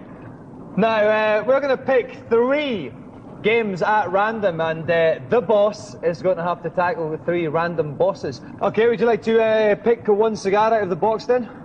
And hand it to me without looking at it? Okay, the first boss is final boss from Star Gladiators, boss number 2. The second one is weird Humpty Dumpty looking boss from Knights. And the final one is final spider boss from Resident Evil. Those are the 3 totally random bosses that you've picked, okay? If you'd like to assume your game's playing position. And while I ponder whether the length of the boss's cigars reveals a deep insecurity at the heart of his psyche, we'll go to today's news. Before the kill bites him in the midriff again, the boss takes the first leg, 2-1. Okay, we're going to set up the second boss for the boss. And remember, he is a real boss. Now he's about to try the fat, weird Humpty Dumpty guy on nights on the Saturn. Right, Rick, any tips for the fat, weird Humpty Dumpty boy? Yeah, certainly. Every time the fat, weird Humpty Dumpty girl has a brassiere. Okay, but then All right, in this day and age, that's no guarantee, Rick. But every time it hits him, he'll lose 5 seconds. He's starting with 100 seconds. He's going to have to race through this. Right, okay, there's one more boss to come after this, but for this part of the challenge, he has to kill big, weird Humpty Dumpty man, boy, girl, we're not really sure, but where's the brassiere boss from Knights? He's got to throw through 6 walls. Best of luck, boss. Off you go for the second leg of the challenge. Okay, we can see the time in the top centre of the screen ticking away. When that gets to 0, then the boss has failed. Trying to throw big fat Humpty through some walls there. Is that the first wall? That's the first wall. He's got 6 of these walls to go through. Come on, jumpy! Sit-ups! Okay, is that 2 walls he's gone through now, Rick? He's already gone through 2 walls, but he's trying to throw one backwards. Oh, he got hit there. That was a -5 seconds. He got hit there. That's going to take a big chunk off his clock. He's got 57 seconds left. We've only gone through 2 walls. He has to go through that blue part of the wall. That's exactly it. The next part is the one that looks like H's. He's already done that one. That's fantastic. That's 4 walls. We need 2 more walls. He's got 46 seconds left. A masterful, almost boss-like display from the boss here, Rick. Yeah, yes, he has to throw this one through either the top or the bottom, through the grid-like system. And he's failing immensely. It's 32 seconds left there. We're going up the top there. Boss man, not quite as bossy as he previously was in this boss special, Rick. He grabbed it by the brassiere there to get it through, and he's got it through that one. Okay, that's the football. 1 more wall, but he's only got 18 seconds left. The time is living large now because the pressure's on. He's been hit. His time's out. There's 8 seconds, 7 seconds. This could be courage for the boss. No, that's it. He has done it. Yes. 5 seconds left. The boss teases us once more. He completes the second leg of the challenge. Let's go down and have a word with a cheeky little boss urchin. Welcome back. Today we've got the second round then of our annual GamesMaster Footy Tournament, an event that great footballers almost kill to get on for.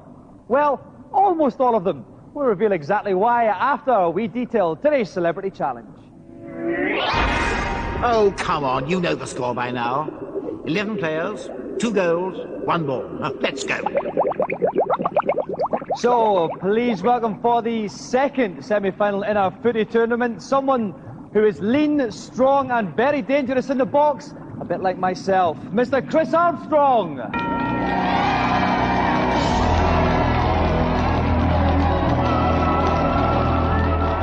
Welcome to the show, Chris. Please don't it. Okay, Chris, I want to talk about pressure. I'm lucky my job has none. So it's turn up, talk about the rubbish and get paid massive amounts of money. How much did you go to Tottenham for again, Ian? 4.5 million. 4.5 million.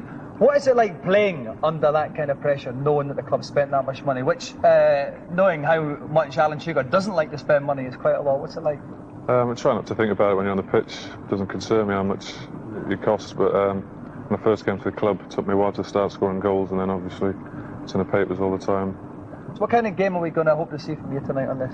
Probably a bit dirty, a lot of 2-foot tackles and elbows off the ball. Well, it's a pity then that our original player decided not to turn up. You may be wondering exactly what we're doing with just Chris on our own. Usually we technically like to have 2 footballers, but Mr. Stan Collingwood was due to appear on the show, but Stan's obviously got something a lot better to do, and he's so good that he hasn't even bothered to call us and tell us why he can't get on. We'd just like to wish Stan the very best in the rest of his career. Now, this happened on Have I Got News For You once, and they replaced Roy Hattersley with a tub of lard. Unfortunately, we couldn't even find a tub of lard. We have to make do with GamesMaster co-commentator extraordinaire Rick Henderson. Rick, thank you very much for stepping in the last minute. What kind of game are we going to see from you, Rick? You must be the favourite here. Well, I'm a football game fanatic. I'm best at all the football games, and my sort of game will be who fit up the park and score goals. Excellent. Okay, while Chris and Rick assume their games playing positions, I'll go up to the commentary box. And I'd like to welcome back a man whose boots I'm not fit to lick, and I have done a lot of strange things for money in my time. Sport presenting legend Jim Rosenthal. Welcome back, Jim. Thank you very much. Okay, we have got Chris Armstrong as Brazil, GamesMaster co-commentator extraordinaire Rick Henderson playing as England. Best of luck, guys. Let's go to kick-off. So it's Chris then wearing the yellow of Brazil. I expect Chris to win this quite comfortably. Okay, but it's England who have the first shot on goal, and that was a nervous start there from the Brazilians. England seemed to have so much time on the ball there, Jim. A brilliant effort from Rick and England that would have put my prediction in the cart, really, wouldn't it, after about 10 seconds. But here comes... Oh, surely that was a very nasty bad tackle. to me there, actually, Jim, I have to say. But now it's Chris Armstrong. He's played the advantage, has he? Here he comes! Oh! A great save from the England keeper there. It was seemingly Euro 96 all over again. You have to say the referee played a very good advantage there, letting the Brazilians go through, and Chris should have scored. That's a bad miss early on by the Brazilians. Oh, I thought he was looking for the knock on it. Early pressure from Chris and Brazil here.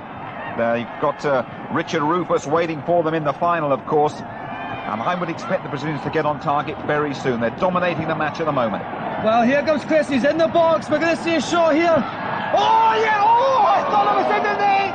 I can't believe him missing that one. A great save from the keeper. He just got a touch to it. Is it going to be one of those games with all Brazilian pressure and England are going to sneak away and nick a goal? Who knows? Here comes Rick on the attack now. Yeah, interesting ball play. There's a good chance, this. And the Brazilian keeper, they're not actually renowned for the goalkeepers. That was a good stop, though. Not exactly the strongest shot I've ever seen, though, Jim. Not the most powerful, but it was on target, and England will take great heart from that. Okay, Chris Armstrong yet again coming down now. We've seen a lot of good attacks. The final shot, not been in the box, but it's over, it's in! Oh, what a great chip, Jim! That was what they were trying in training all last night, and goodness me, Chris has produced it here, and the Brazilians go one up. That's it, they'll be dancing on the streets of Rio de Janeiro tonight. And here, look at the replay, Jim, beautiful. Exquisite, absolutely exquisite. The keeper got up very, very high, but couldn't quite get a glove on it. No, he jumped about 40 minutes too early for that one. Now it's England on the attack. They're 1-0 down. Chris Armstrong in the lead, but Rick on the attack again. It's a good move as well, building up here for England, making a bit of progress. Sliding tackle coming in. It's a good opportunity for England. Oh! Great save. He couldn't hold on to it though, but the Brazilian defence strong and resolute and clear it up and build it. Use it as a platform for another attack, Jim. A lot of yellow shirts back here, and here come the Brazilians looking for the second goal that would surely seal it. Oh, that's got to be a penalty, Jim. Surely. I thought he got the ball there. I thought he got the ball. Well, what's been given? What does the ref? Oh, the referee didn't like it at all. But he must send him off, mustn't he? He has. It's off. It's a clear goal-scoring chance. I think that's right. Let's have a look. This is harsh. Surely he's got the ball here, hasn't he? Well, he might just have clipped the man as well. What will Chris do here? Will it be a blaster, or will he just place it? Oh, he skied it! He skied it right over the bar there! He placed it though, didn't he? He did! He placed it like Waddle and Pearson Southgate have placed him in the past for England there. Well, he scored one. He could have had many, many more, really, and that was another great opportunity for Chris, and it looks as though Chris and Brazil are in the final. I can see the referees look at his linesman, not saying it's all over. The final whistle goes. Chris Armstrong wins 1-0. He's through to the final. Okay, congratulations, Chris. I'm going to start off with you there. A great goal. Nice, a nice lob. Was that something you were planning before the game? Yeah, I've been just scoring a lot of them in practice and worked out for me today. Now, Rick, subtlety. Yeah. Not something you'd associate with the England performance there. I'd say they're sending off a major talking point. Major talking point. Well, I saw the man go inside me. He was going for the goal, so he had to go down. Simple as that. There are pros and cons in this, though, and I think I've been conned by a pro. That is very, very good. Thank you very much indeed, Rick. Certainly wish you more luck in your football career than Mr. Stan Collingwood. But for now, let's give it up for, of course, Mr. Rick Henderson, but tonight's special guest, Mr. Chris Armstrong. So, Chris Armstrong goes into the final against Richard Rufus next week. Still to come, the boss's final challenge. At the moment, he's furiously phoning around trying to find out why Stan Collingwood shafted us. Think about that as we go into today's feature.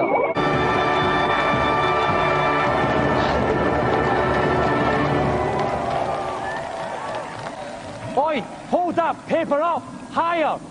Get that floor clean. I want to see my face in those shoes, and if I see one bit of fluff on that jacket, you're never going to see your mum and dad again, you little... What? Oh!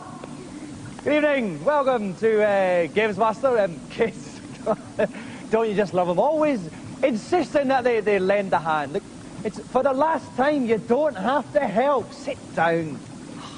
Bless him. Coming up on today's show, we've got the grand final of our footy tournament. But first, we're going to see these lovable rapscallions in action in an event we call 4 Ninja Kids.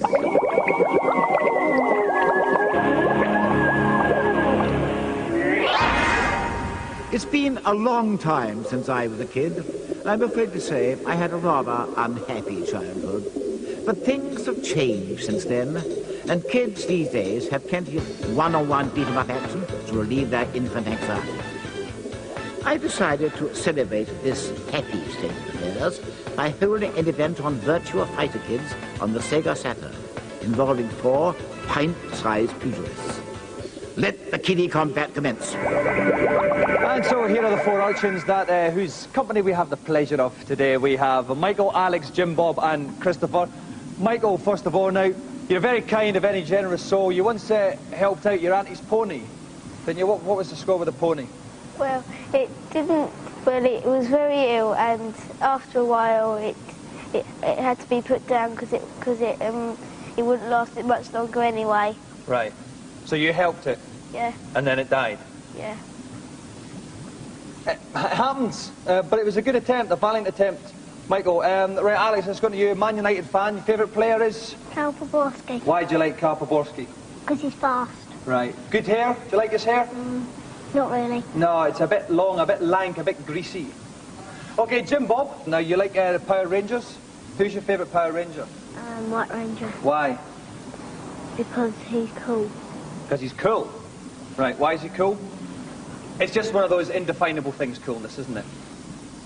And finally, Christopher, it's funny, you reckon you're the coolest person in the world, don't you? Yeah, because I'm good and especially good at racing ones. Right. You're the coolest because you're good at games? Yeah. It's funny because there was an article in the Face magazine saying the same thing about you there. Okay, we're going to have 2 semi-finals followed by a final, and Jim Bob and Christopher are going to be first up while we have a bums-on-seat type situation. Let's take a look at today's news.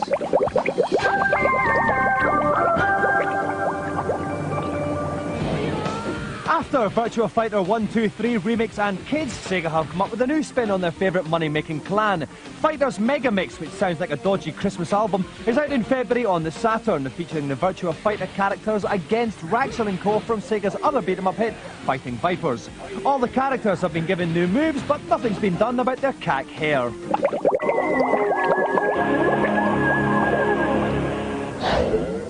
Welcome back. We're about to begin our event, 4 Ninja Kids, so-called because we have 4 kids and they're about to quite literally beat each other up on Virtua Fighter Kids. We've got James and Chris who are first up, and trying to outdo me in the fashion stakes once more is Derek Lynch from Namco. Welcome, Derek.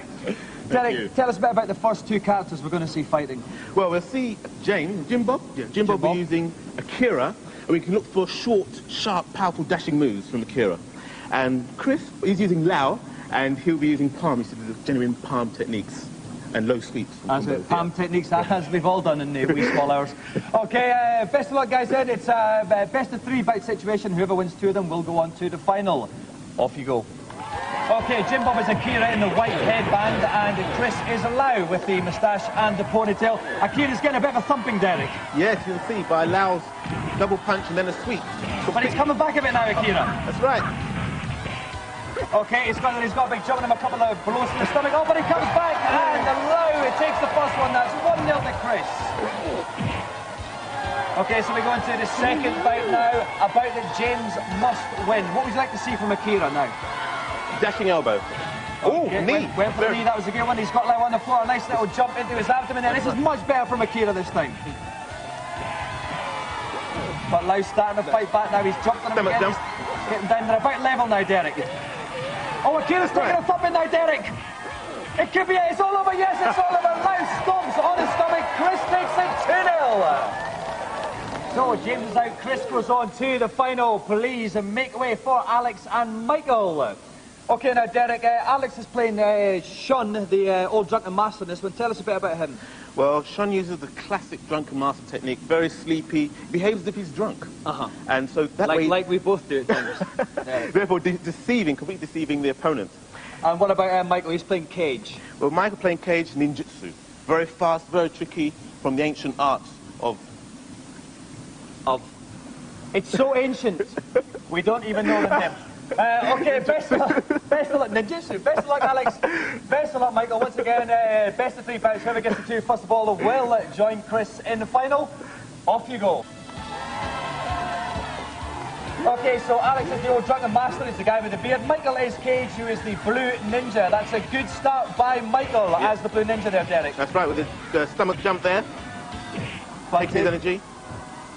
Cage, I thought he was coming back a bit, but no, it's it. It's all over again. Another quick round. Michael takes the first one. So we definitely need Alex to come back here. He obviously wasn't being deceptive enough for Shun in that first one. That's right, the speed of Cage. The speed of Cage, 1 out in the end. Okay, we go for the second bite. You can see the energy bars at the top of the screen. Yeah. It's a better start though by Alex this time. Cage's energy's down, but he's got that little belly stomp again. Okay, if we look at the energy bars again, Shun's taking a bit of a pound and this could be all over for him. He's come up with a leg sweep though, Derek. Great leg sweep there. A little drink, it's a little drink there. To revitalise him, but it didn't revitalise him enough. The energy bars are very close, but Michael takes the second one. So at the end of a very, very close bout there, Michael takes the game 2-0. He's going to go on to meet Chris in the final. While they get ready for that, and while Derek and I try to work out what exactly the name of that ancient ninja art was, we'll go to today's reviews.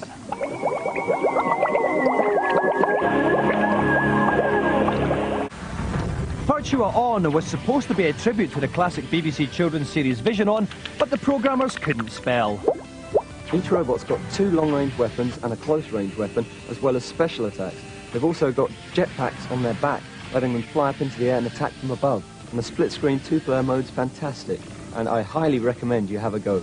The boxes on the landscape that you can hide behind become transparent when your opponent's on the other side, allowing you to see them and shoot them. I'm not sure whether I like this game. I think I do, but I think it's in a case where it's beat 'em up, not beat 'em up, beat 'em up, not beat 'em up. Want more information on the games? Got a modem? Hey, check our webpage.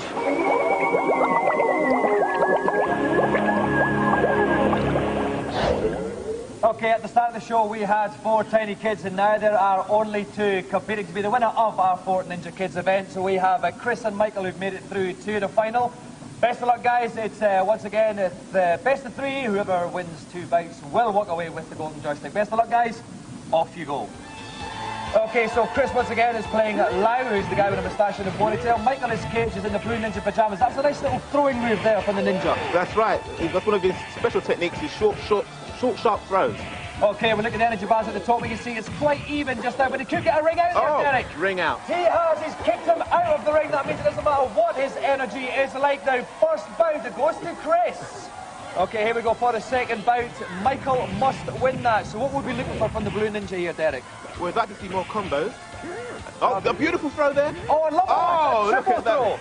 Top throw action there, followed by a kick in the neck. Very, very nice. Oh, and another one. Such a young man. He's got the throws again there, Derek. Are they difficult to pull off or are they quite Very all right? difficult. These guys are obviously very skilled. Okay, so we can see the energy bars. Lau's come back a bit, but his energy is diminishing. That's some nice short, sharp punches there. But Lau could get another ring out here, Derek. Oh no, he's managed to switch it. He's getting the throws in again, Derek. Oh, this could tie it up. Michael coming back brilliantly, but no, then Lau's back again. But the time runs out. If we look at the energy bars, Lau's is the weakest, which means Michael as Cage has tied it 1 apiece. Okay, here we go to the final deciding bout here then. Just to remind you, Chris is playing Lau, the guy with the moustache and the ponytail. Michael is Cage, the blue ninja. Again, we've got the throws from Michael here. He is pulling out throws like sliced bread, I don't know. Throws like sliced bread, and you won't find phrases like that on any other show. Okay, now it's the blue ninja who's making all the running again. Lau's energy bars is very low. Michael looks like he can tie it up, he has. And so with just over 12 seconds of the final bout remaining, Michael is the winner.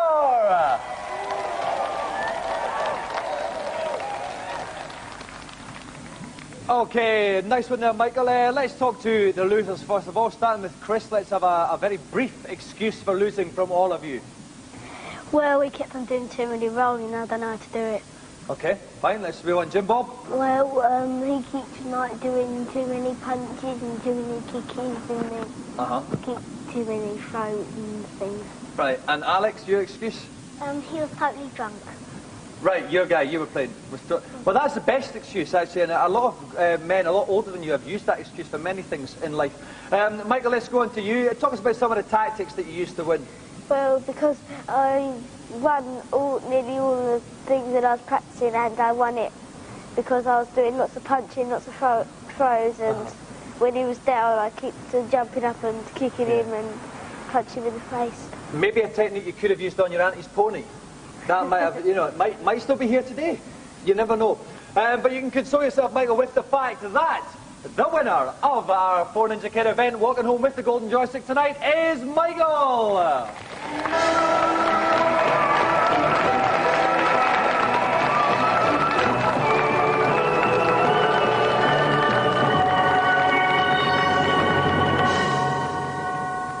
Okay, while we sweep away the broken dreams of 3 poor prepubescents, we will head towards a commercial break. Coming up in part 2, our grand final of our footy tournament. Watch those ads.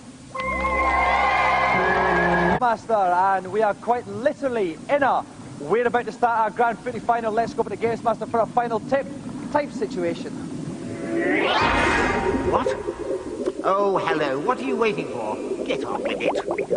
Okay, so please welcome our 2 finalists, not only competing for cup final glory, but also getting the chance, more importantly, to shake my hand. Once again, Chris Armstrong and Richard Rufus.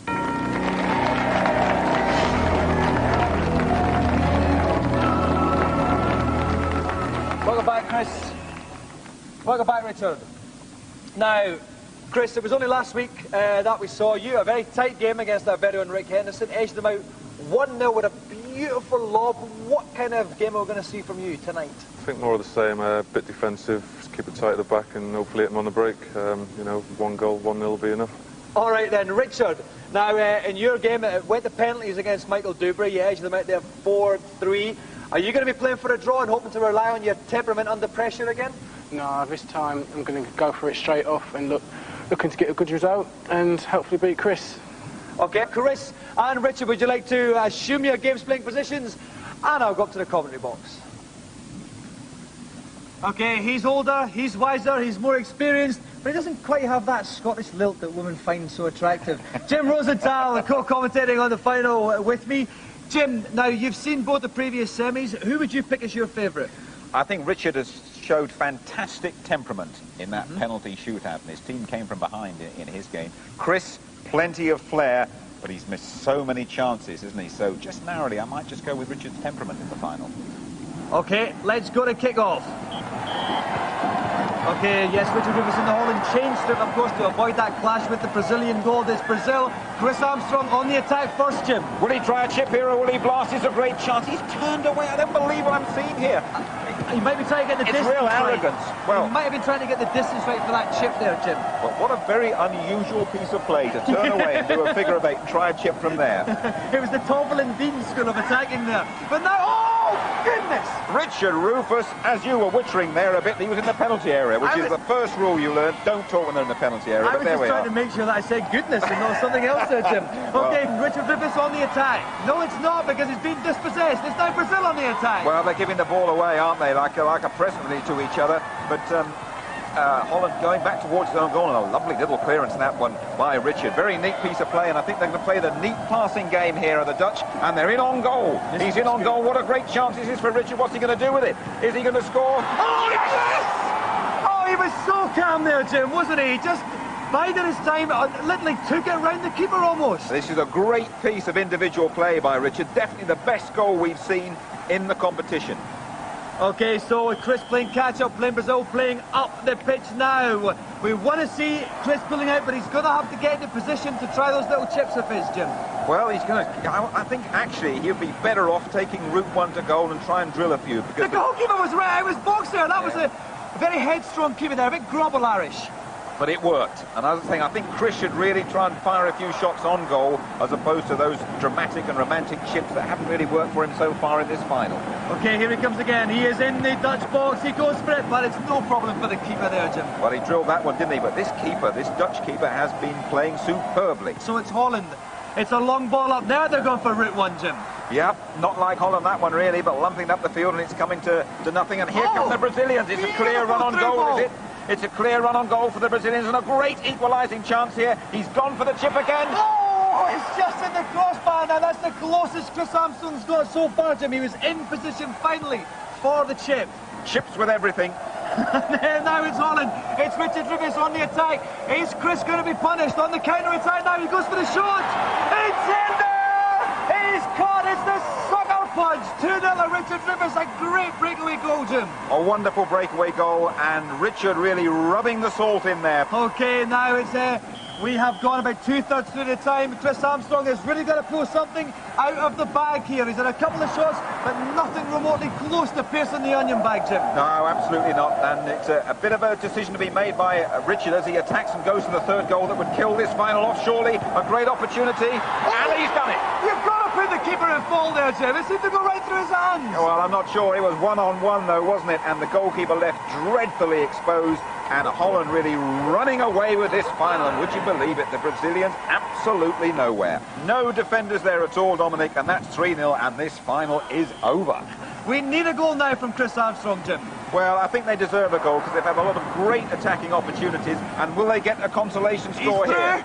Oh, that's from the outside of the boot there. A lovely little curving shot, but it wasn't good enough to beat the keeper. It's gone in for a corner, though. Here comes the high ball into the box. They come up for it. Oh, great save, but he gets the rebound. Chris Armstrong pulls one back, 3-1. Are we going to see a fight back here now, Jim? Well, you can never write off the Brazilians, can you? And they deserved it. They got it from a set piece.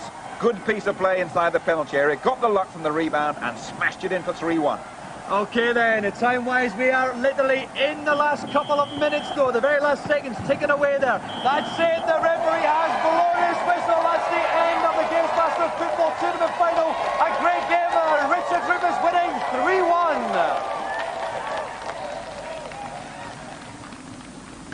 Well, congratulations Richard. I'll start with you though, Chris. You had a lot of shots on goal. But they weren't really going anywhere. Why was that? What was happening? I don't know, not too happy with my team's performance. I think it's more maybe you personally leaving your shooting boots at home. I think I'd like to see the centre forward tested, to tell you the truth.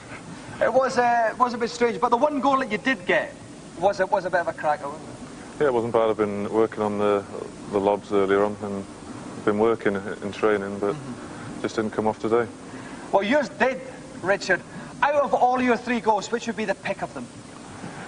I think it'll have to be the chip, of course. It got me into the final and I scored again in the final, so it'll have to be the chip. Okay, and finally over to Mr. Jim Rosenthal. Your verdict on the game, did it live up to its expectations? It did. I normally can't tip rubbish, but we tipped Richard before the final, and he gave Chris, I'd have to say, a lesson in finishing. Well, Mr. Rosenthal, I can't thank you enough. It's been an honour to be commentating with you, sir. Chris, thank you very much for coming on. But the real thanks must go to the 1996-97 season GamesMaster Football Tournament winner, Mr. Richard Rufus!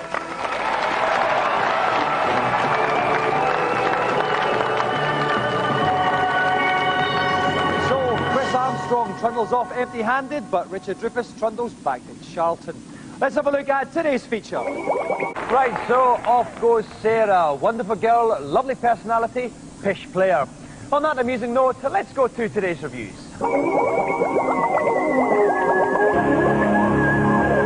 Finally, it's not as attractive as Zoe Ball, it's Amok on the Saturn. There are various mission objectives where the action takes place either on land or in the water. It's a fun shoot 'em up, but it's also very tough. And you've got a few different viewpoints as well. In addition, there's a 2-player split screen mode where you can work cooperatively against a common enemy or against each other in a head-to-head, and this is just great fun. Overall, Amok is a very tough blaster with a really enjoyable 2-player mode. If you've got the guts, then I'd recommend it. And you can find out more about these games by visiting the GamesMaster internet site. You can find out more about these girls by visiting my flat. Right, that's part one over. We're going to go to a commercial break now. All of the products advertised here can be used by a girl like me with a little bit of imagination. Coming up in part two, Zoe Ball will be with us. All of that and more coming up in less time than it takes to ladder a stocking. And finally, John, you're studying A-levels just now? Yeah. And what are you studying? Art, media and business. And what are you going to do after that? Go to university. And probably. what are you going to study at university? Graphic design. And what are you going to do after that? I haven't got a clue. And were the good old days really that good? Yeah. Yeah, I think so. Cool. Well, while we get to the bottom of that tricky, nostalgic question, we'll take a look at today's news.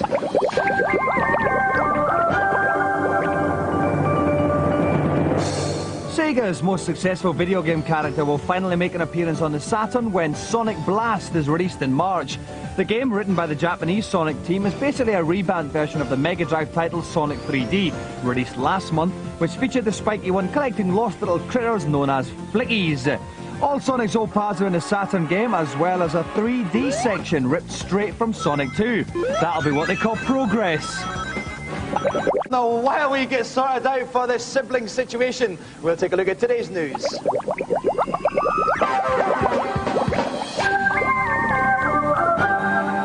Scud Race is the latest arcade driving game from Sega, and it comes with the usual options for different tracks and cars, but more importantly, it's the first title since Virtua Fighter 3 to feature Sega's Model 3 technology. Look out for it in arcades later on in the year, although Sega have assured us they'll be giving it a new name for its British release, just as well, really. Recently launched in the US is the latest add-on for the Saturn, Netlink. This $200 box allows you to connect to the internet and fritter away your life browsing web pages, sending email to the other X-Files anoraks, or best of all, playing special network versions of classic games like Sega Rally. It's currently only available in Japan and America, and whether it's released over here remains to be seen. When we get the guys in position, let's find out what's happening in today's news.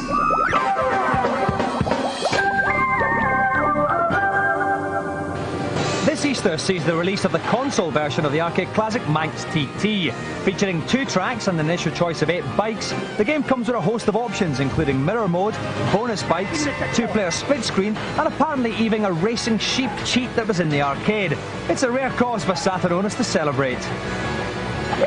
Foreign heads of state have telephoned Channel 4 begging me to bring a bag of funniness into their unhumorless countries. The following piece of film is quite literally the result.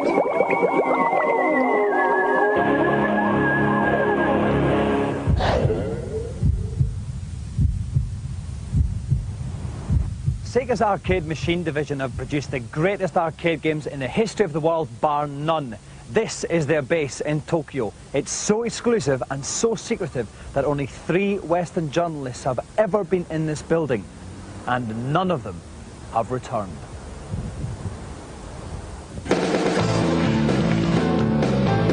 With titles like Daytona, Virtua Fighter, Manx TT, Virtua Cop and Gunblade to their name, Sega's arcade division is quite literally the Melinda Messenger of the Sega Empire.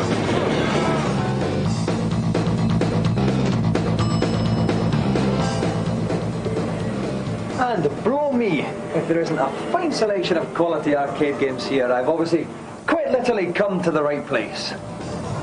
The division is grouped into various departments, AM1, AM2 and so forth. Assistant Director of AM3 is 25-year-old Mr. Yamasta. What is it that makes the Sega arcade division and the teams the best and most respected in the whole world? At Sega, we're all massive games fans, and over the years we've developed a unique set of programming skills. Also, our development time is not limited, so we can spend as long as we like ensuring that every game is absolutely perfect. Is there any rivalry between yourselves and the AM2 and AM1 teams? A little, but it's healthy competition, and it's why, as a company, Sega is better than the others. The latest AM department is AM Annex, their first title touring cars you saw earlier. Head of development is the man who produced Sega Rally, the cool Tetsuya Mitsuguchi. We're trying to produce a more realistic style of gaming experience. A video game is a combination of imagination and reality. But before you can let your imagination go, you have to study reality. For touring cars, we spent months studying real racetracks, taking hundreds of photos, recording all the sounds and doing tons of research. I don't think any of us got much sleep. Barely boring.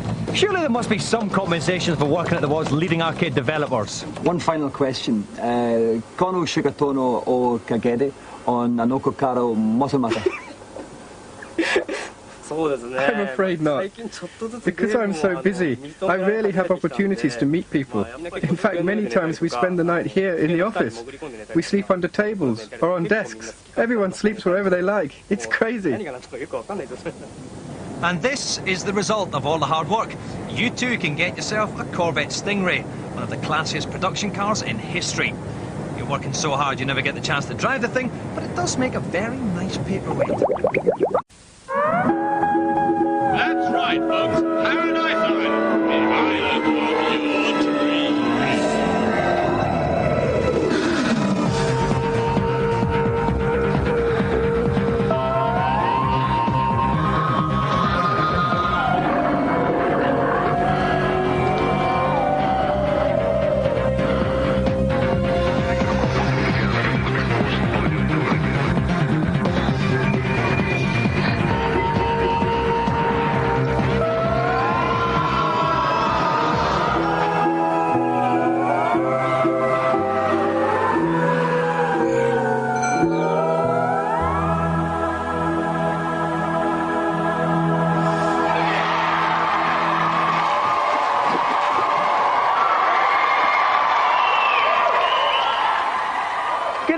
And welcome to GamesMaster, where a man's work is never done. You know, trying to get the girls off their knees to do some hard work is like trying to get jokes out of a Shane Ritchie. Obviously, underwear is at a premium when you're on a desert island, but I try to make sure that we meet each new day with a clean pair of pants. Unfortunately, washing takes its toll. For example, I can hardly fit into these now. Today's show is also tightly packed. Let's find out what's in it. Khalif wrap their pants off with Parappa the Rapper. But we begin with an event we call Oi Bloke, fiddle around with my character. Super duper between now and when you finished watching today's news.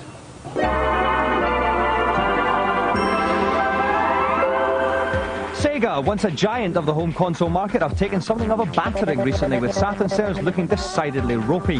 But Sega aren't out of your ring yet. Rumours abound that their next console will make the N64 look like a small root vegetable. Hand-filling arcade games like Lost World, Scud Racer and Virtua Fighter 3, which use Sega's Model 3 technology, will appear on the new machine codenamed Dural, and it should dump on the opposition. Something missing in my life. It can't be money. It can't be women.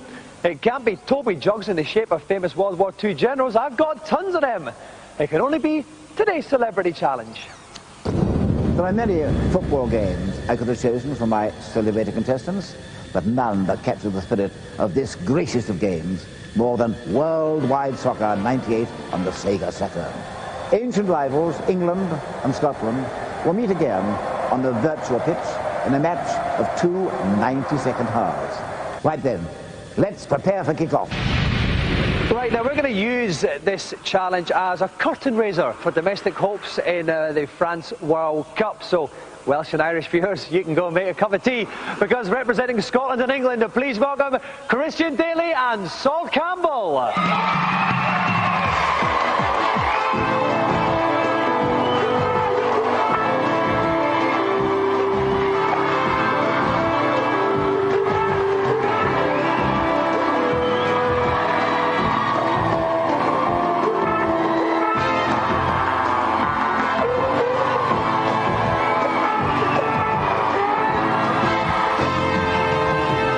Welcome to the show, Sol. Hi, how you doing? Welcome, Christian. Hi there. All right. Dominic.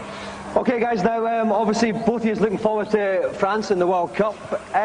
What's the best and worst things that you think there'll be about France, Sol?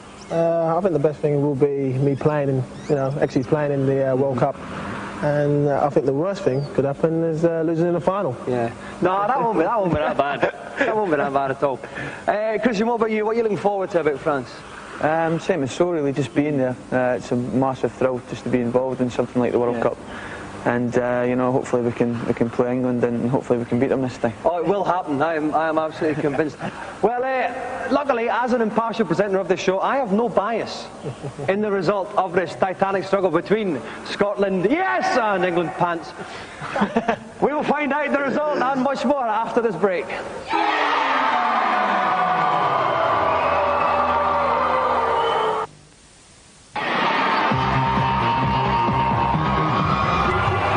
Welcome back to GamesMaster. We're all set for a clash of domestic titans. England against Scotland in the shape of Sol Campbell against Christian Daly.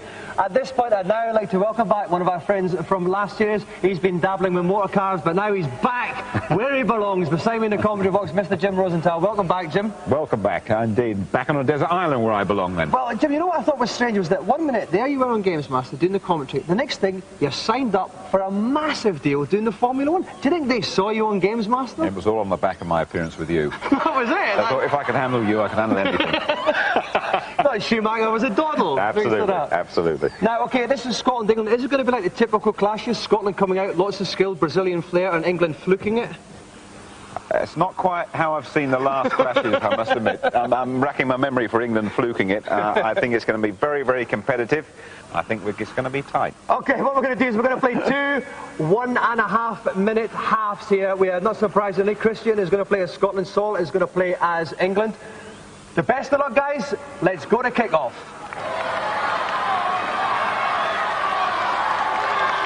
Okay, Christian Daly in the dark blue shirt of Scotland playing down, and Sol Campbell in the white of England playing up the pitch, and it's England on the attack, Jim.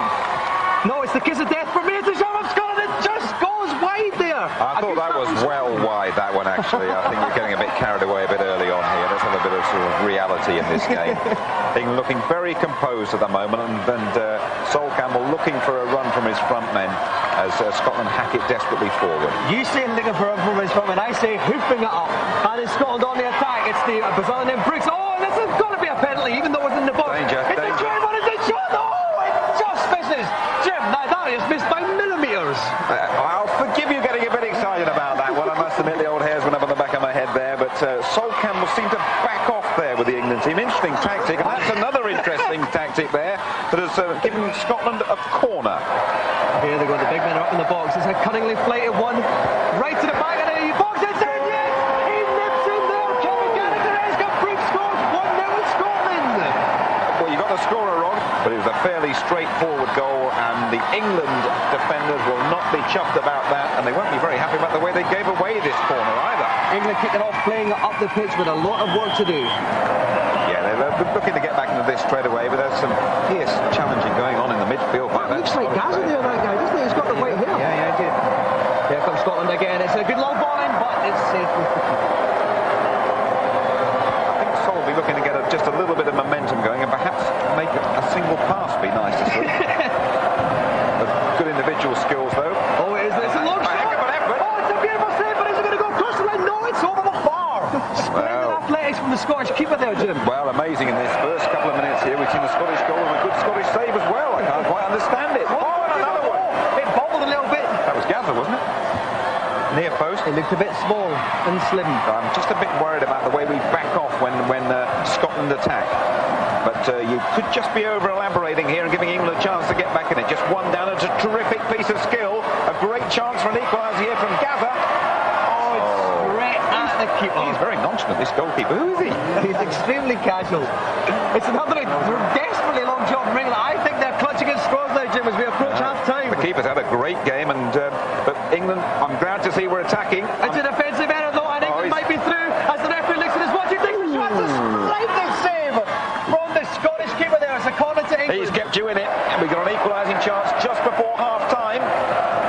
It's headed up there. You've got enough numbers in there. The goalkeeper in the right place again. Can you believe it? Safest hands in soccer. Once again, the referee looks at his watch, blows the whistle. It's half-time. It's Scotland 1, England 0. Now, Jim, what will you be hoping to see from England in the second half? I'd like to see a bit more passing. I'd like to see the defence actually making challenges a bit higher up the pitch.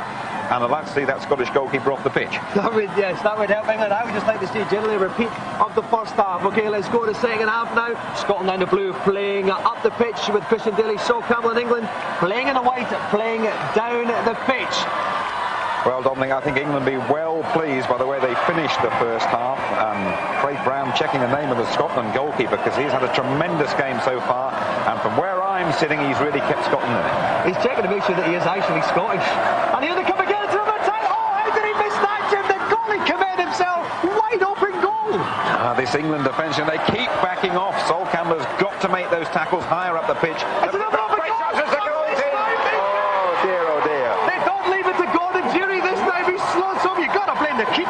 I want to have another look at it. He's scuffed that goal kick, hasn't he? Well, an England man caught in possession, and a brilliant finish from Christian Daly and Scotland. Major head shaking from Mr. Hoddle, and a big inquest to follow this at the moment. But still a lot of time to go. We could get back in it.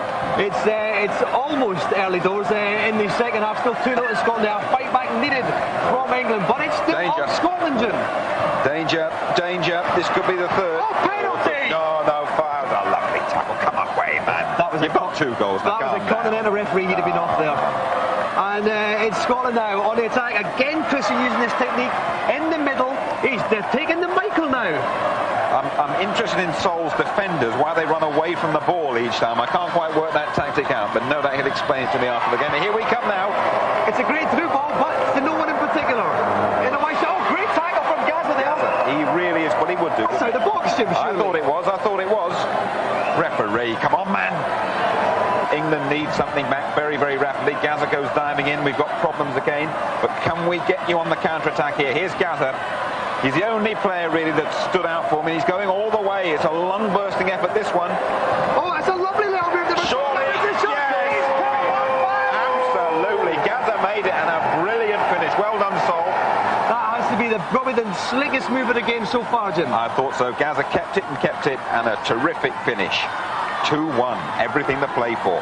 Okay, the clock is ticking out, but England very little time to pull this level.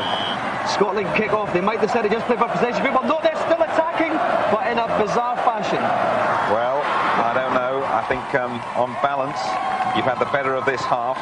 That goal must lift England's spirits, but just a couple of minutes to go. And there's a third goal here, surely.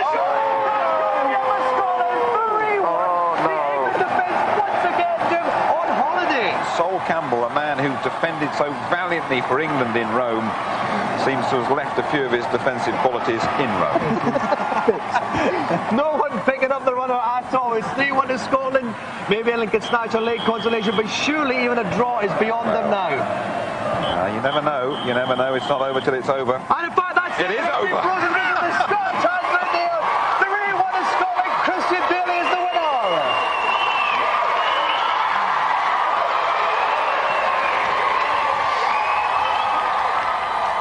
Okay, I know my opinions on how that match went, but I'll leave it to the expert. Jim, how did you see it? Well, first of all, we are on Fantasy Island, aren't we? So it couldn't happen in real life. But I don't think that we or Sol or England, whichever way you want to put it, ever really recovered from that first goal when the corner came out of nowhere and Scotland took the advantage. But at least England did get the best goal of the game. Yes, no, it was a fantastic move for your goal, wasn't it, actually, Sol? Yeah, it was right in the corner, but the defensive work wasn't too good. Basic errors. Now, Christian, a fantastic performance there. Can you see that happening if the two teams met in the World Cup? I think it's a distinct possibility, especially if they adopt the same Brazilian style of football as we showed there, and that's the way we can play. What was the secret then to your success in that? It's definitely a good team performance, and it bodes well for France '98. So they're going to GamesMaster Joystick just now. Hopefully the World Cup in France in the summer goes to Christian Daly.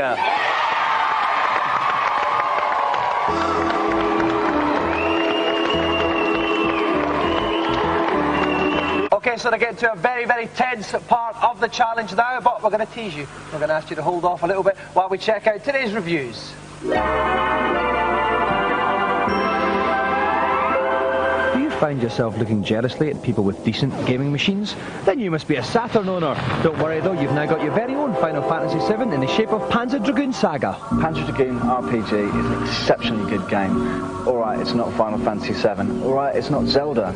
But fair play, it's a good attempt all round. Yeah, the original was one of the most cinematic games ever to grace the Saturn, and it was only a matter of time before somebody came up with an adventure version. And this is really rather good. Panzer Dragoon RPG employs a classic Japanese RPG device, which basically means your character knows nothing about himself, his history, or his powers at the beginning of the story. The cutscenes are just so impressive and so emotive that you can't help but sit there and be instantly addicted and amazed. Even though it's something that the Japanese have a reputation for, it's difficult to tell a story well on a computer. This is done brilliantly. The cutscenes blend seamlessly with the action, and you really do feel very involved. So, if you've got a Saturn right now, I mean, there aren't very many games out there to choose from. You might have steep slope sliders, which is all right. You might have this, that, or the other. The only game worth actually buying at the moment, in my opinion, would be Panzer Dragoon RPG. No two ways about it.